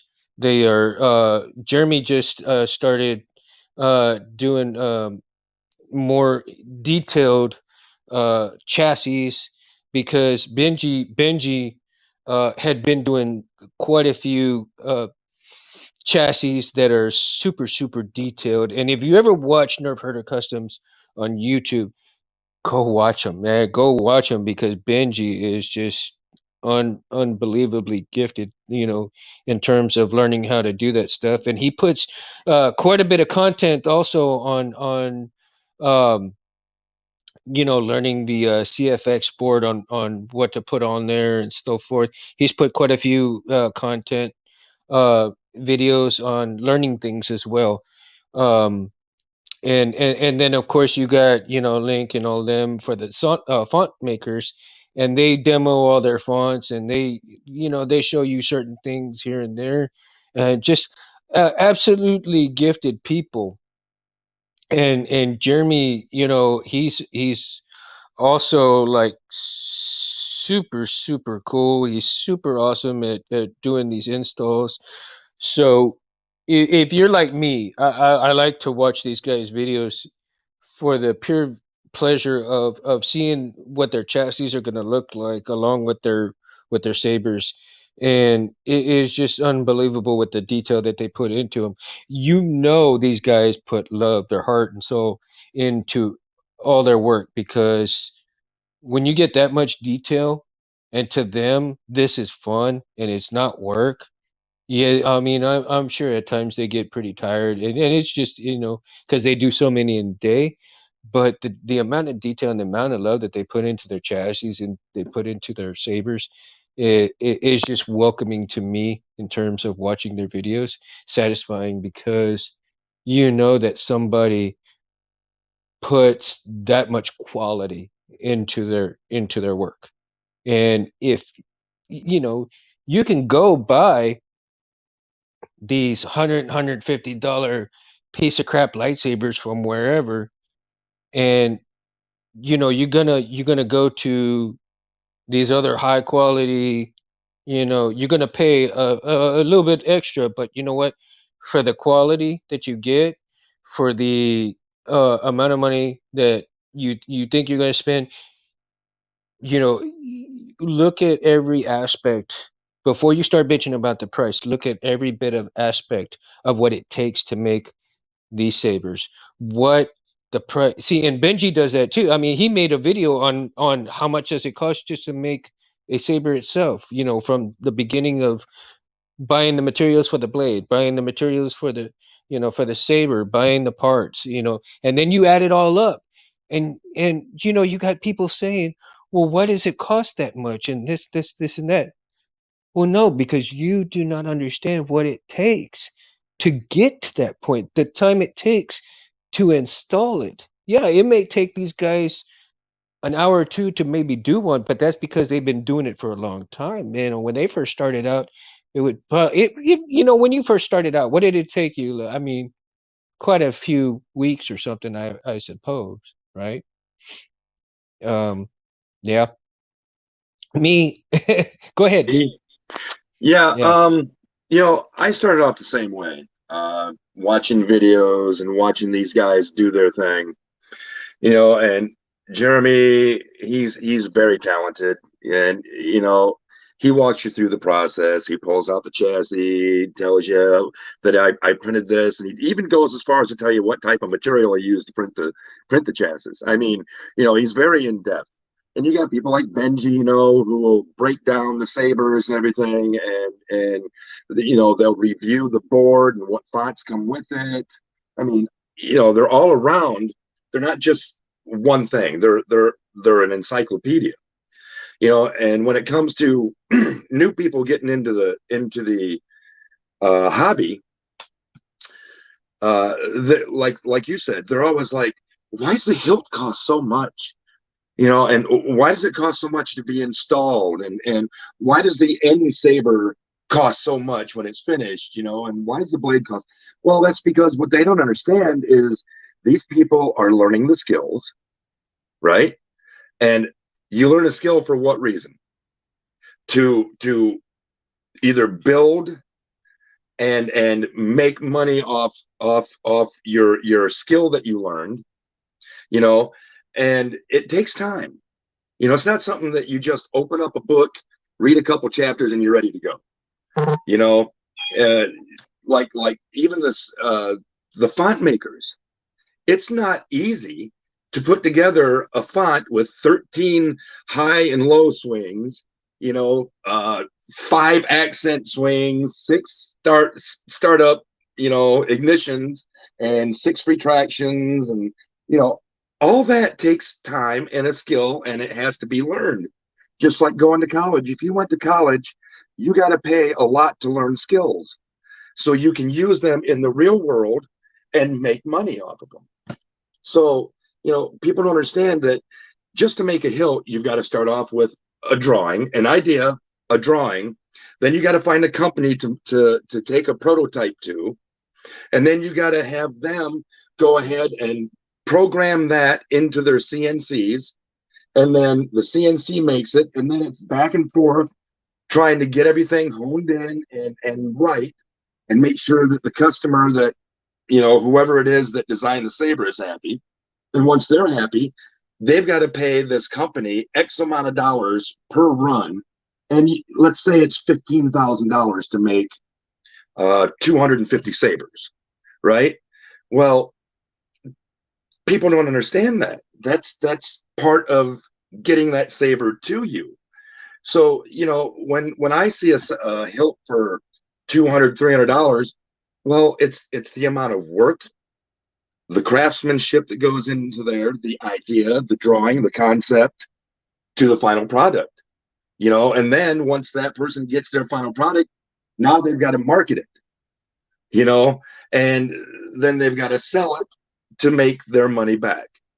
So what people don't understand is, yeah, it's not cheap and it's not easy to, and it's a skill that you learn.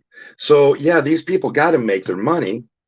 And I'm happy when I was buying before installing, I'd be happy going out and spending $500-600 and having somebody build me a saber personally, not an assembly line, mass produced, but somebody who's taken it and hand building it.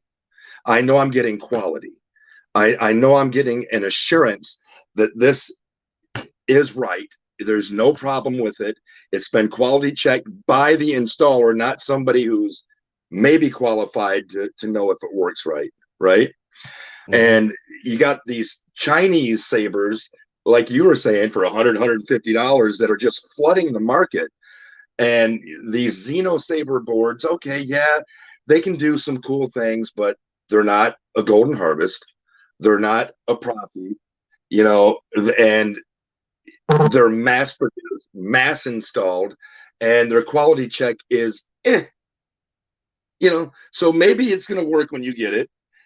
Maybe it's going to last 4 or 5 months before it dies out.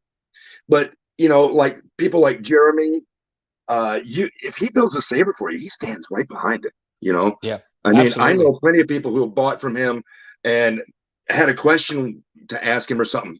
Damn, he's right on it. You know, and it's good guys like that, like Anthony and Benji and all these guys who actually are the glue that holds this hobby together. Yeah, And thank God absolutely. for people like them. Yeah, absolutely. And since he says it's a lot of work for Work for sure, sure. parts and Parts and time. time. And then he says also that my first took a weekend, but I bought a chassis, laugh out loud. And then Felicia says, hey, didn't Jedi Arms Dealer have a PVC pipe saber? I should hit him up. And since he's all like, preach, brother, preach. Yeah, but and that's another thing. I actually could have bought, when I bought these master replicas a long time ago, in a far, far galaxy away.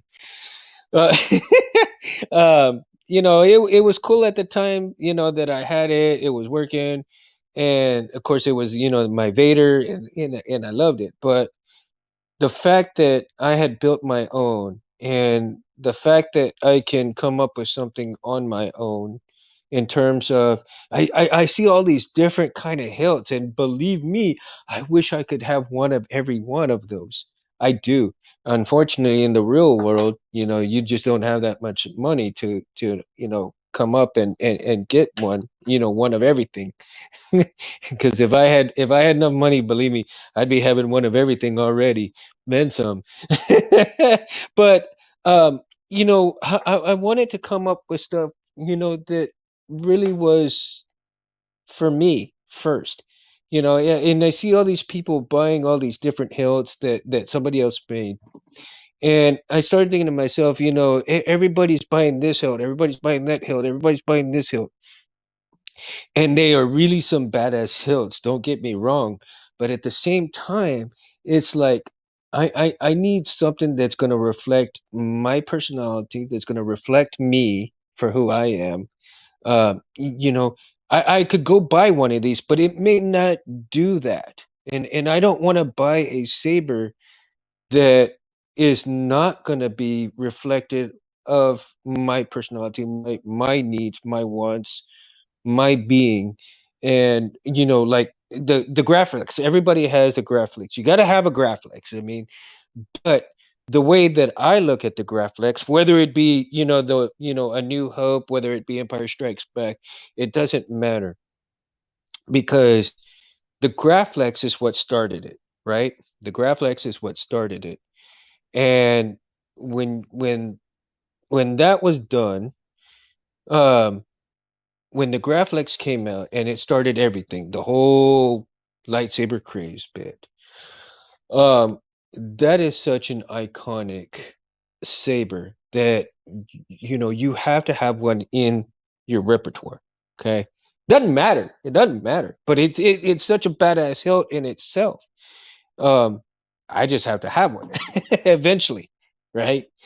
Uh, but again, and I've seen some super badass hilts that I would love to have, but when you only have so much money, and you got to save for this, you got to save for that, you got to save for a part. My friend's memory saber took me 3 years. 3 years. It was 3 years in the making, right? I ruined two boards, two or three boards, because I'm the type of person that likes to run instead of walk. I ran instead of crawling. This is what I should have done first, instead of this, Instead of this, I should have done this first. But I didn't, because I am a stubborn bastard. And I get what I want most of the time, right? I get what I want. So I like I said, I run before I crawl or walk. And um but I don't give up, and that is my problem. I don't give up until I achieve something. And my very first year, I was aching. I mean, my head was exploding all over the place because of the different parts that the custom saber shop had.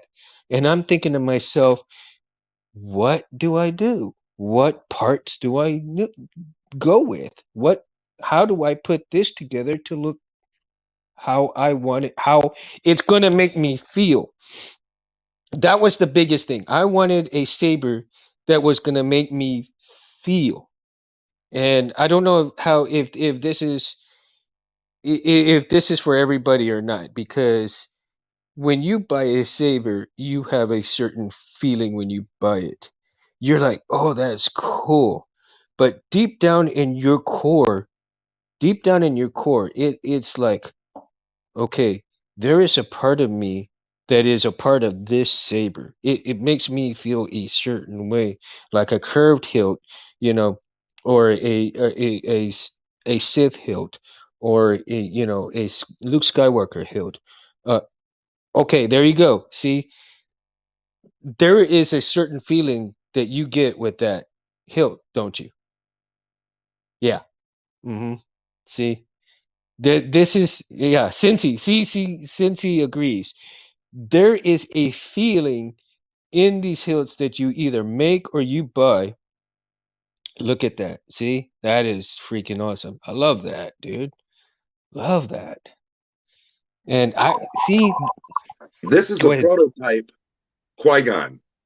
Okay, it was a Mm-hmm. prototype for one of the early Saber runs, and if you notice, look at that. It's not solid metal through the cutouts. It's actually hollow. So you know you can, and that's the way I'm gonna do it. There's no venting of the pommel, right? So Mm-hmm. it's solid. This is where all your sound is gonna come out of.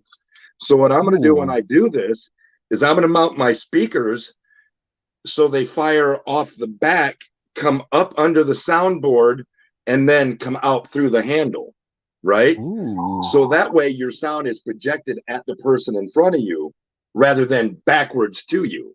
So the saber is going to be a lot louder.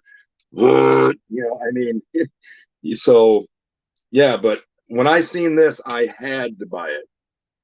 And Wow. that's just gonna be so cool lit up like that, you know. Wow. And I'm gonna blinky it out. So I think that's just bad. But Yeah. yeah, that's part of my collection, So I've got some real unique hilts that I was fortunate enough to get.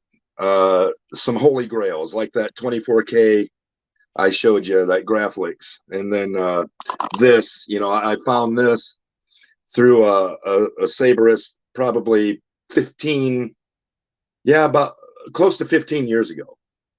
So this thing's been around for a while, and it's solid. This thing weighs, I think, 1.2 pounds. So it's solid. The emitter is one solid piece. Uh, you unscrew it here and pull the whole emitter off. None of it's threaded. It's all lock and pinion. So yeah, like I said, I was fortunate enough to come across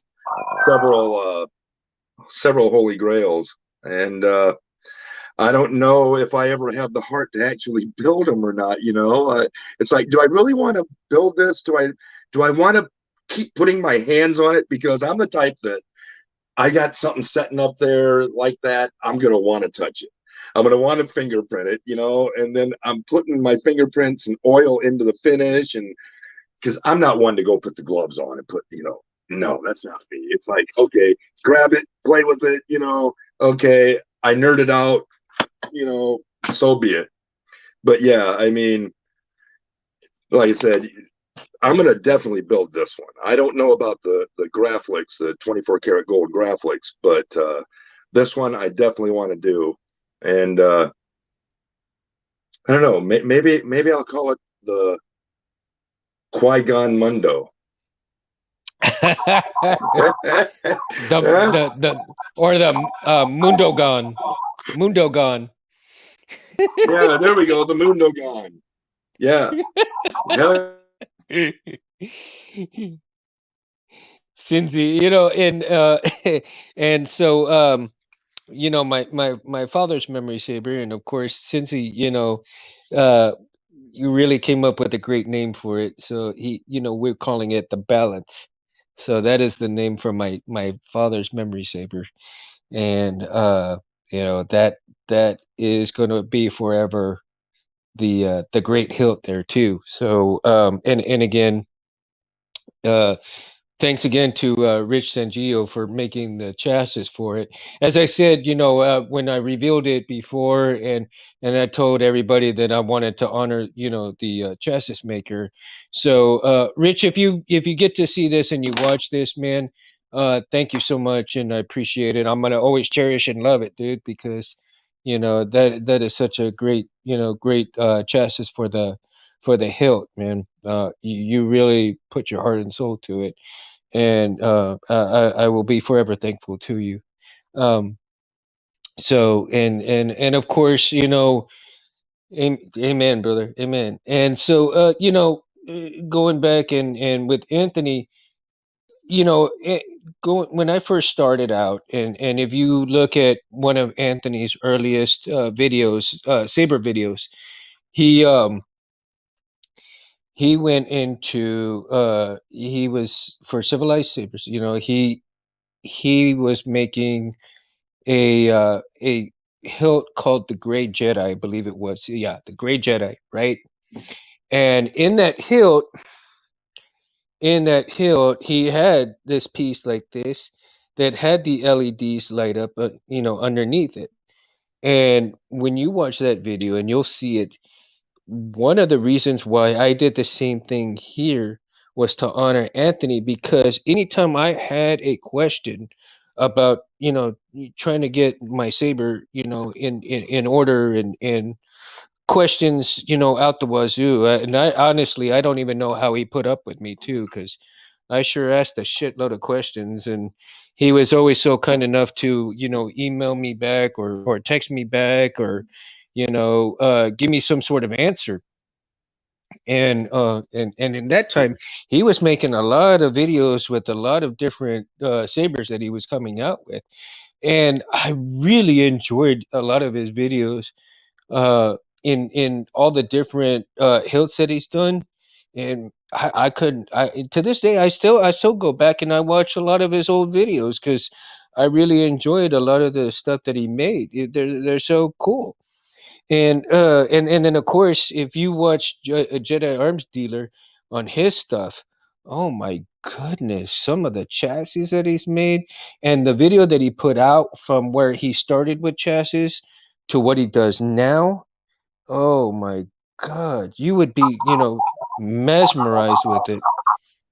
Well, that's like Kim from the Cantina. I mean, all the little the SMDs that he works with. I mean, like right there, there's let me see, five lights right there on that little bitty piece of plastic right there.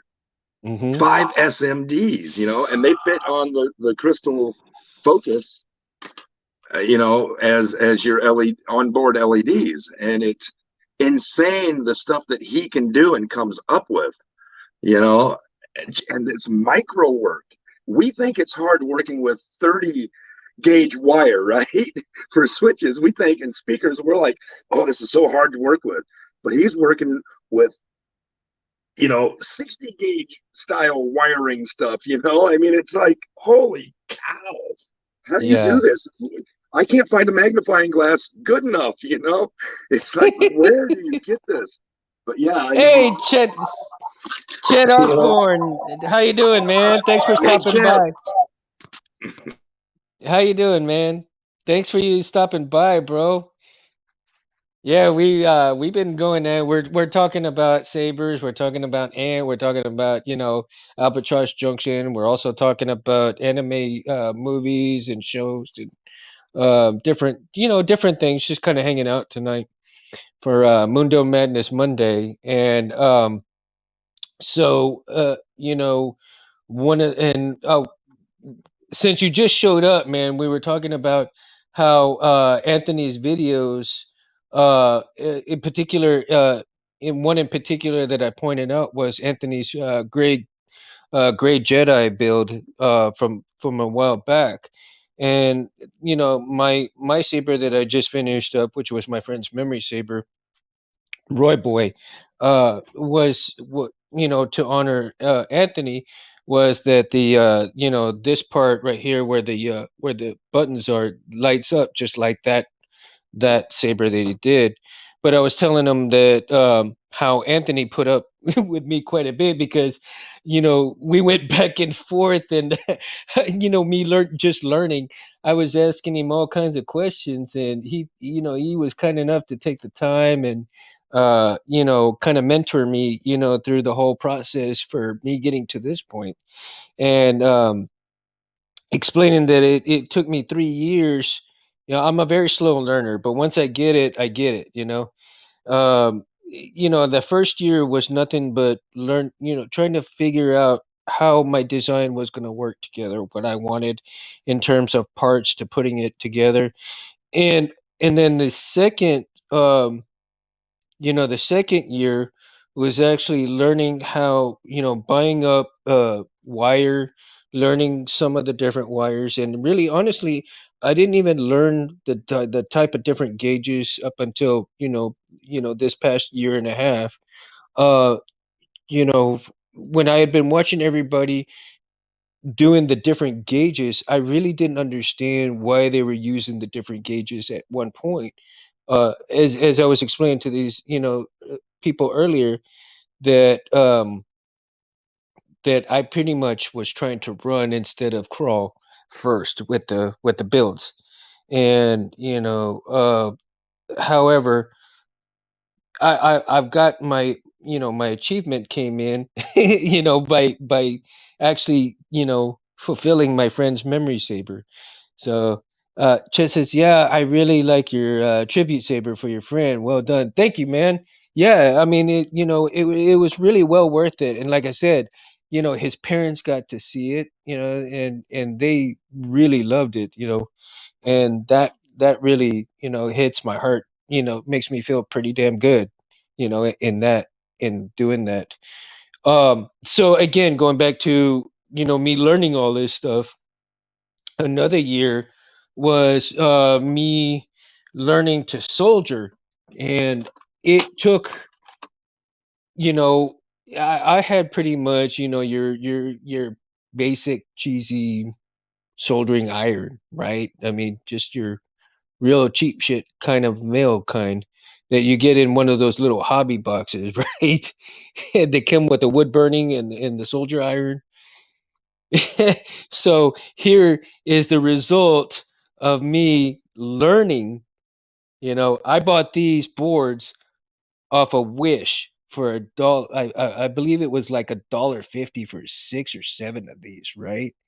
So I bought 6 or 7 of these for $1. Hey, there you go. See, and I learned to do my soldering that way. And of course, this board doesn't look pretty at all. I mean, I was learning to do those small, the small holes, and then to do, the combination holes and stuff like that. It was like, so that I did a year and a half, or about a year of learning to do that on the board. Then it came time for me to do wires. So I started, testing myself on wires. And meanwhile, I was watching Rob Petcow on all of his videos. And thank God for Rob showing, processes on how to make blades. Now I made my very first blade, and um, I probably watched his videos, and because I'm dyslexic, I see a lot of things backwards, right?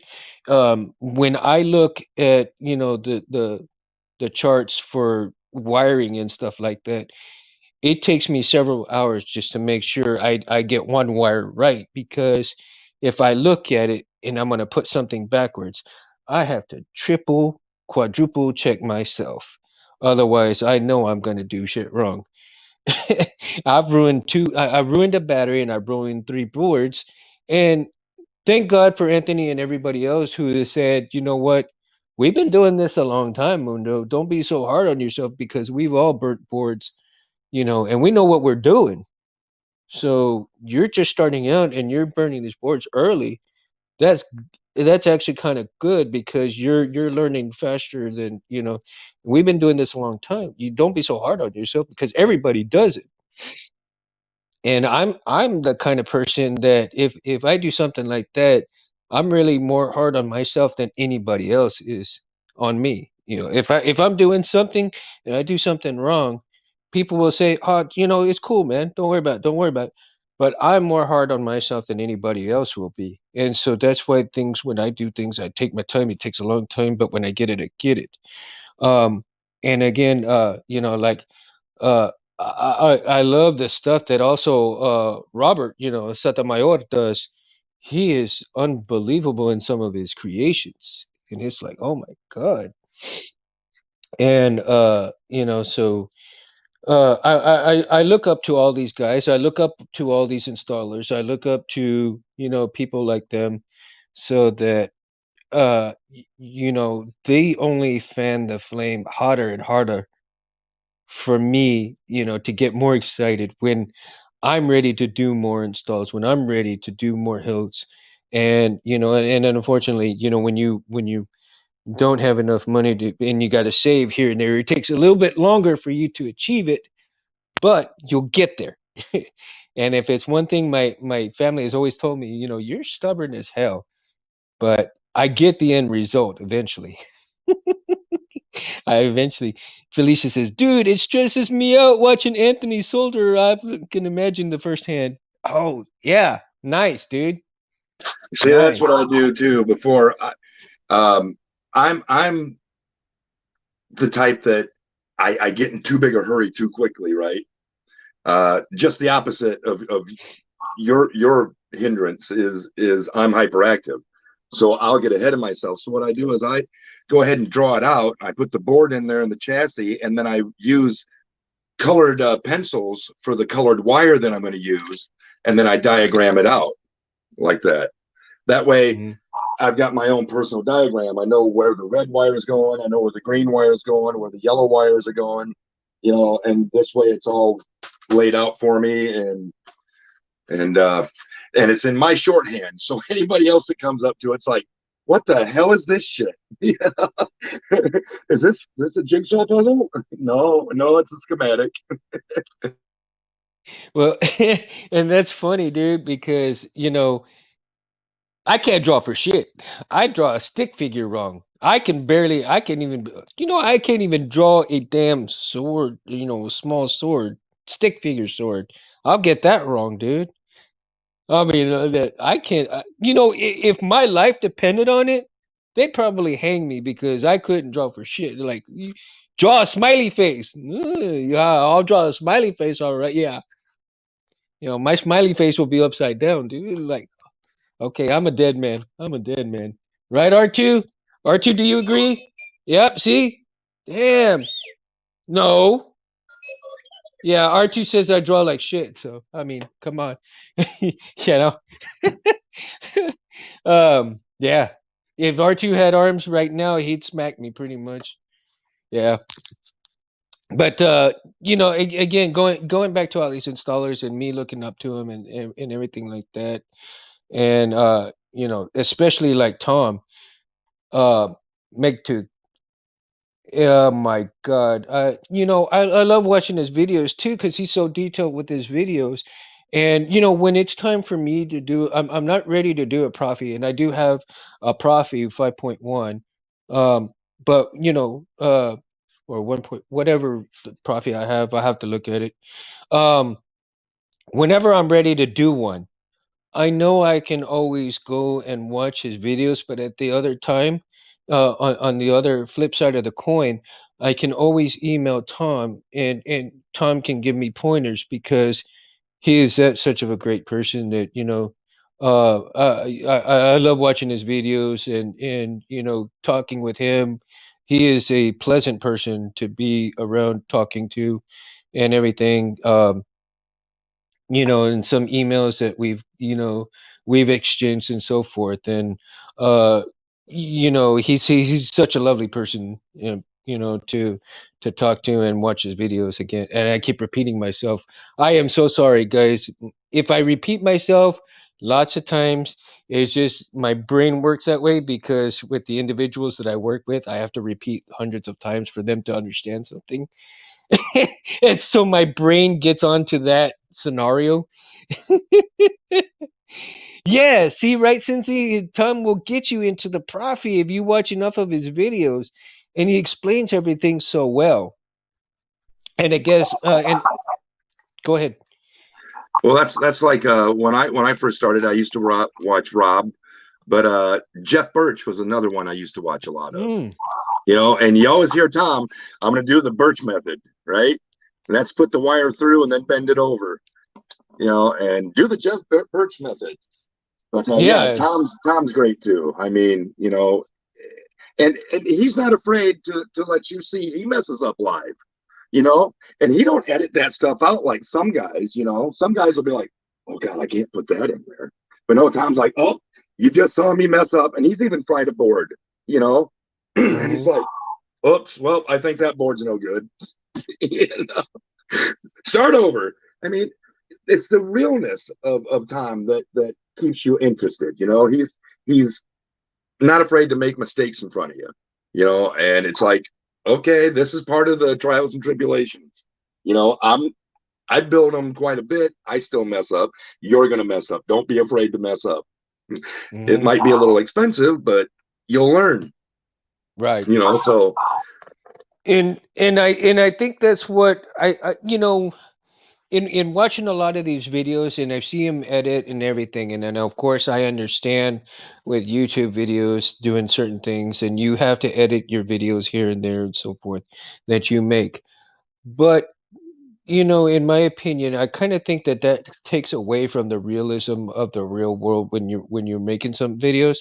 And I think that if you really want to be, what's the term that I'm looking for?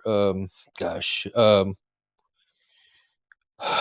I can't remember the term. But anyway, if you want to be as real as you can on YouTube, and one of the reasons, one of the things that I kind of pride myself on here too as well, is I try to be as real as I can. So if I'm screwing up on a live video, I may not get as many viewers or whatever have you will.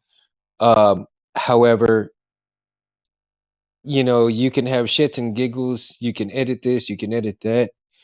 But in the real world, if you mess up, you mess up, you get back on the horse, you run with it, right? I'd like to see more of that, in videos because, you see somebody mess up, you're like, hey, you know what? Shit, I did that myself. Oh, okay. You know, I saw this on this video, but he didn't make no mistakes. Well, how do you know he didn't make any mistakes while he was editing that video, right? He's taking all the mistakes out of it. But if you're taking some of the mistakes out of it, and you are teaching people, if you're taking some of the mistakes out of it, are you really teaching some people properly? You're skipping a step there. If you want to teach people properly, just teach each step. It's okay to mess up. This is what's going to happen if you don't do it this way. And some people, like Tom, absolutely pure realism, and that to me speaks hundreds of volumes. So when um yes, Felicia, do have made a beautiful saber, Mundo. No easy feat. I mean, it was a labor of love, Felicia. But going back to realism, and you have to have that realism in there because if you want to learn properly, you got to learn that you're gonna make mistakes. Like Anthony and has always told me that even uh Jedi Hesh, I mean he's told me time and again, Mundo, you're gonna make mistakes. You're gonna burn boards. You don't, no matter how good you get, you're still gonna get to burning some boards. And Anthony says, I got a whole tray full of burnt boards, messed up boards. So I mean, and when I heard that, I'm all like, "Oh, okay, I got a few, I mean, I guess I'm okay." I guess I'm okay. So, and especially with me just starting out, but persistence, love for the craft, the hobby, love for everybody who's in this hobby, friendships that you build, and um, we love Star Wars, we love lightsabers, we love comics and shows, and we try to escape the world as as ugly as it is, and you know there are some people that try to destroy this happiness, by being ugly at times, better than anybody else. If you don't do it this way, you're not considered this, you're not considered that. And with Jeff Birch, he had the right mindset. Hashtag nerd up. Everybody should be friends in this hobby. Look up to each other, ask questions. Don't put anybody down. You don't know what their story is. You don't know what they're trying to achieve. You don't know what their level of saber building is. And for me, I have I my level is a grain of salt compared to pretty much everybody else. Uh, even those that just start out. For one fact, because I am a slow learner, and it doesn't matter, and I don't care. What people think of where I am at in terms of my building and so forth. It's fine. You can think what you want. I do not put anybody down in terms of, my saber's better than yours. Uh, you do it this color, do it that color. No.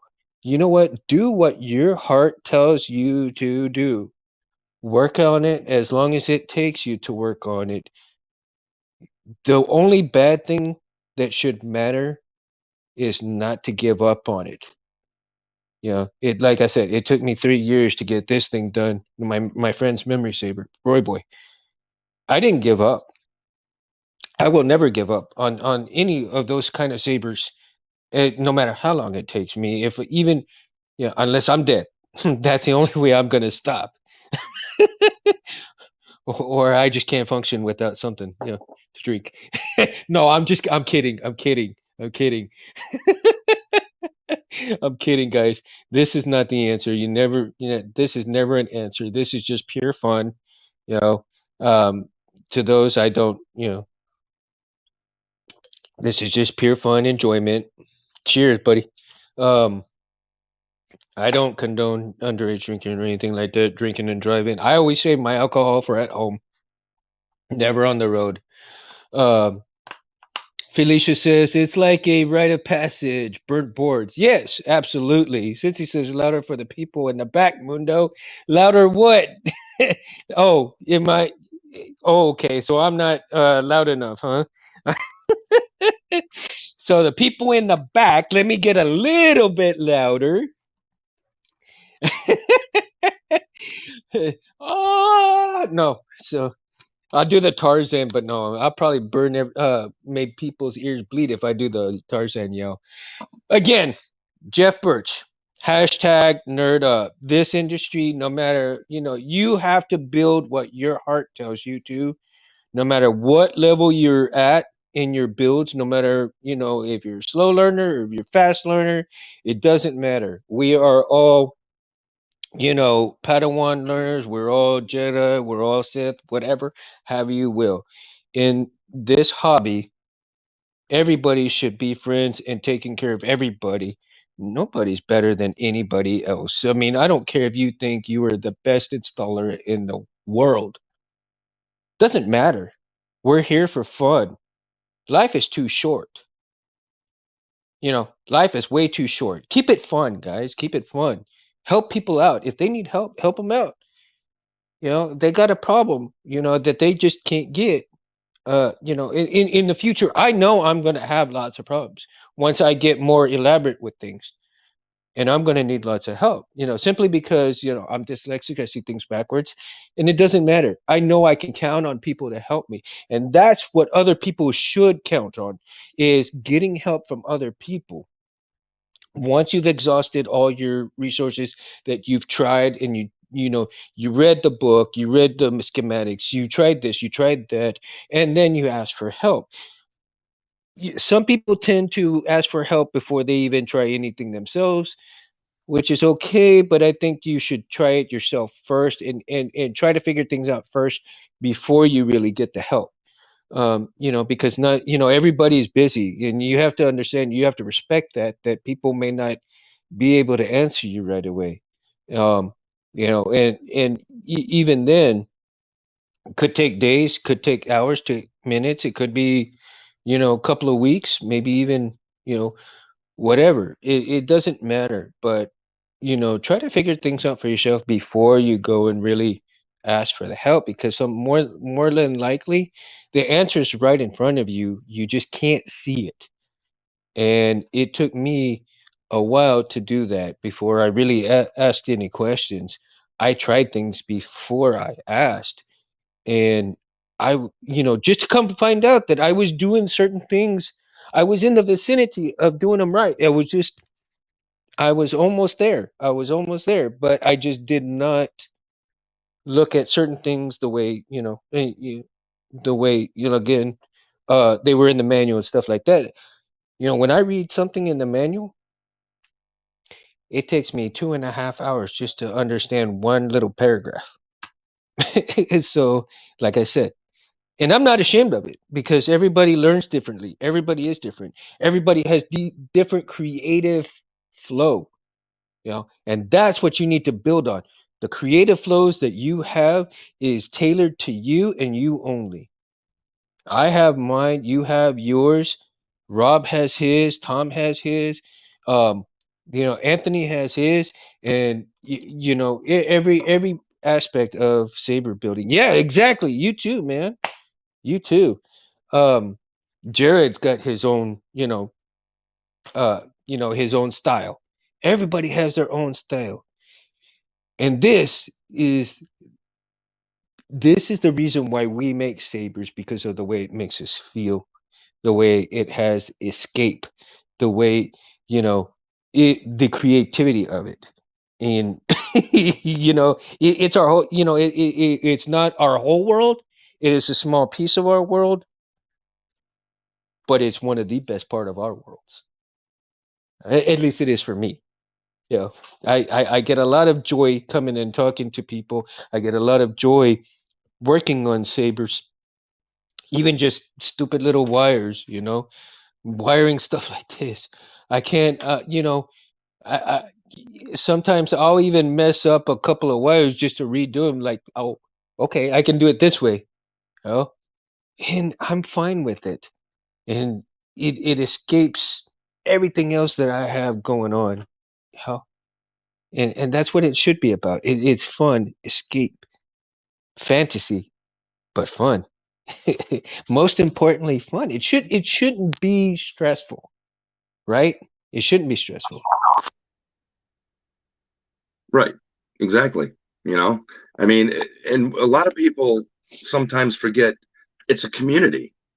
Don't be afraid to reach out. Some people, they've got a God complex in this hobby, and we all know it's true. Some people ask a question, and certain individuals will be like, well, that's a stupid question, or blah, blah, blah. But I see that and I'm like, hey, look, man, we were all the same way. None of us just woke up one morning and knew how to wire sabers. You know, we had questions. We had to go to somebody to ask that. Well, why not pay it forward? We're a community. We're supposed to be a brotherhood, you know, and some people forget that. But I always go out of my way. If somebody ever asks me a question, I'll be like, hey, you know, this is how you do it. Or if I don't know what they're trying to ask, I'll research it and get back to them. I have no problem doing that. And for the most part, 95% of the community has no problem doing that. I mean, there is no stupid question. Even Right. even somebody that's been doing it for 5 years might still have a question because the saber hobby, as far as programming and boards and LEDs and blinkies, you know, I mean, that it's constantly changing and evolving. So nobody has all the answers. And don't look down on somebody because they asked a question that might have been answered 50 times already in the forum. Don't come down on them. Help them out. Say, hey, what can I do to help you? Oh, okay, we'll do it this way. Or hey, contact this guy, and he'll tell you. And as far as, my wife's dyslexic, so I understand where you're coming from. And I'm at the opposite end of the spectrum. I'm hyperactive. So I have to read things over sometimes because I'll read through it so fast that my mind is already moved on and I forgot what I just read. So I've got to read it again. It's like, son of a. Okay. Okay. Oh, there's where I went wrong. Okay. You know, and help your brother, help your sister, help your friends, help anybody that's in this community. Do your part, pay it forward, and don't think that any question's stupid. Ask, because everybody had to ask somebody. The first Saber installer with the first Profi board, I'm sure, was writing Frederick Hubble going, hey, uh, how do I do this? So Yeah, Frederick Hubble was like, okay, yeah, do it this way.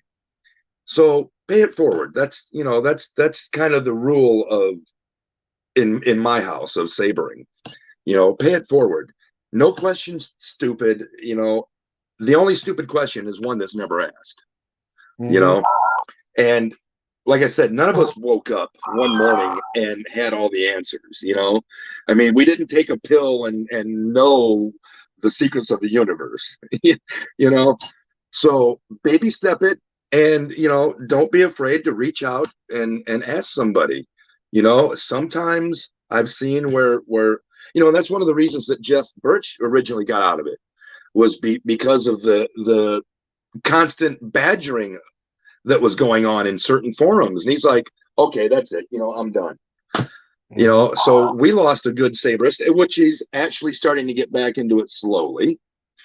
But pay it forward. That's the theme to me anyway. My montage, my motto: pay it forward, because everybody needs help along the way. You know? absolutely. Absolutely. And everybody needs help. But again, before you get help, try to do as much as you can for yourself, because there's resources when you reach out. There's videos, there's the manuals. Go through those resources first, because I guarantee you, within the manual, within the videos, you're gonna find your answer for your question before you contact somebody. And if you can't, that's okay. If you have a hard time like I do, but again, I exhaust all of those. I mean, like I said, I watched Rob Petkow's videos probably thousands of times before I even attempted to make my own blade, you know, before I even attempted one single wire in my own blade. I watched his videos over and over and over and over again, and I'm still watching them, constantly still watching them.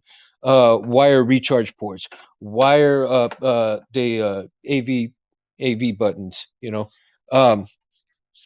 wire this, wire that, how to do, you know. I went back and I watched his video on making retention screw, hole for the PVC before I even did this. And even though I knew, and I mean, it's not as straight as I'd like it to have it, but I went back and I watched this video, and I got pretty damn close to doing how he did it, and I still made my own retention, screw hole, and I did it on PVC, because now that I did it on PVC, I can actually maybe one day do it, on the aluminum itself, you know. And I probably will do about maybe 3 or 4 more of these before I attempt the aluminum. Uh, but but it's a step in the right direction, and I would have never tried this on my own had I not been watching those videos, right? So again, videos are such a great resource in learning, and even if it takes you hundreds of times to watch the video before you actually get it, doesn't matter. Doesn't matter. You have the time, do it. You have the time, do it. Um, and with that note, let's go ahead and we're gonna hang up on a happy note. Happy note, happy note. Yeah, I'm getting a little tired as you can Yeah, I know. See, R2's getting a little tired himself. So we're gonna wow, holy shit. 2 hours and 40 minutes. My gosh. Look at it. X-Wing. Yeah. Hell yeah. Okay. So again, end up on a happy note for those. Oh, I cannot forget, and I almost did, and Anthony would definitely kill me. You see it, the banner right there, Civilized Sabers, right? Good night, Cincy. Have a good one, man. Thanks for stopping by, bro. Love you. Um, Civilized Sabers, brightest blades on the planet. Anthony, got to get you one, man. Got to get you a TriStar, Quad Star, TriStar. Oh man, and also if you don't know, he's got some merch out. You know, get you a hoodie, get you a T-shirt with the TriStar logo, the Quad Star logo. He's got hats. He's got merch for all that stuff. Merch for Albatross Junction on I believe it's Orange Comic Book site. And make sure you like and subscribe to Anthony and Kevin stuff. Going back to Kevin, and I didn't. I almost forgot to mention about Kevin's paintings. Right, Kevin is so gifted in his urban contemporary paintings. If you love art, like you like the comic books and stuff, but if you love paintings, if you love art, go to Kevin's website, Kevin Scott Cosme, and check out some of his artwork. His paintings are urban contemporary, beautiful paintings. He does skulls. He does, the crazy women with with you know, his thought processes are out there, but beautiful paintings, man. Go check his stuff out. Go check his stuff out. So Kevin Scott Cosme, check his stuff out. Like and subscribe to his stuff. Like and subscribe. Civilized Sabers, brightest blades on the planet. Anthony Legapa at Civilized Sabers. You can also do here at Mundo Cabrera, for my YouTube channel. Of course, Civilized Sabers, Albatross Junction, and then I believe we still have the Comic Book Creation Live channel on YouTube as well. I need to check with Anthony, see if we're gonna do one of those as well. So, but for now, I'm probably going to be doing the Mundo Mondays for a good while myself, unless Anthony has time to come and jump in. But I am so super happy and super stoked because, of course, we got Jared, the Jedi Elvis in the house, and uh, or a Sith Elvis, however you want to do it, man. You got the red blade right there, so we'll go with Sith Elvis here. uh, yeah, man, yeah. Let's check them all out, and if you get a chance, you can check out Jared too on YouTube. His Elvis impersonator. Checked out some of his videos. Great videos, man. So cool. Well, thank you very much. I really appreciate it. And so with that, man, yeah, guys, like and subscribe. For those of you who are watching now, I sincerely appreciate it. I love you all. Thank you very much for hanging with us and being here, Felicia, Chad, Cincy. Thank you so much for hanging out with us tonight. Me included, me yapping. Hope I didn't burn anybody's ears. R2 certainly, appreciates everybody. And for all those of you who are going to watch this later, thank you very much. Like and subscribe if you like, hang out with us. I will be having trying to compose some more, get some more guests on here as well. I'm just currently trying to make sure that I kind of coincide with their schedules as well as mine, and because certainly like everybody's time is different, and I have to be respectful for their time, as well as everybody else's, and hopefully one day I can do this at an earlier time and it'll be a little bit better where more people can come on here at a better time. So I'm working on it, but it's still going to take a while. So please bear with me, guys. Again, let me go ahead and we're going to close it out tonight. And with that, again, shoot, what did I do? I didn't do so. I did something. Uh, Hashtag nerd up. Hashtag nerd up. That's right. Love you Hey, guys. thank you for Mundo having out. me on. Oh, you're welcome, buddy. In here, we pour whiskey.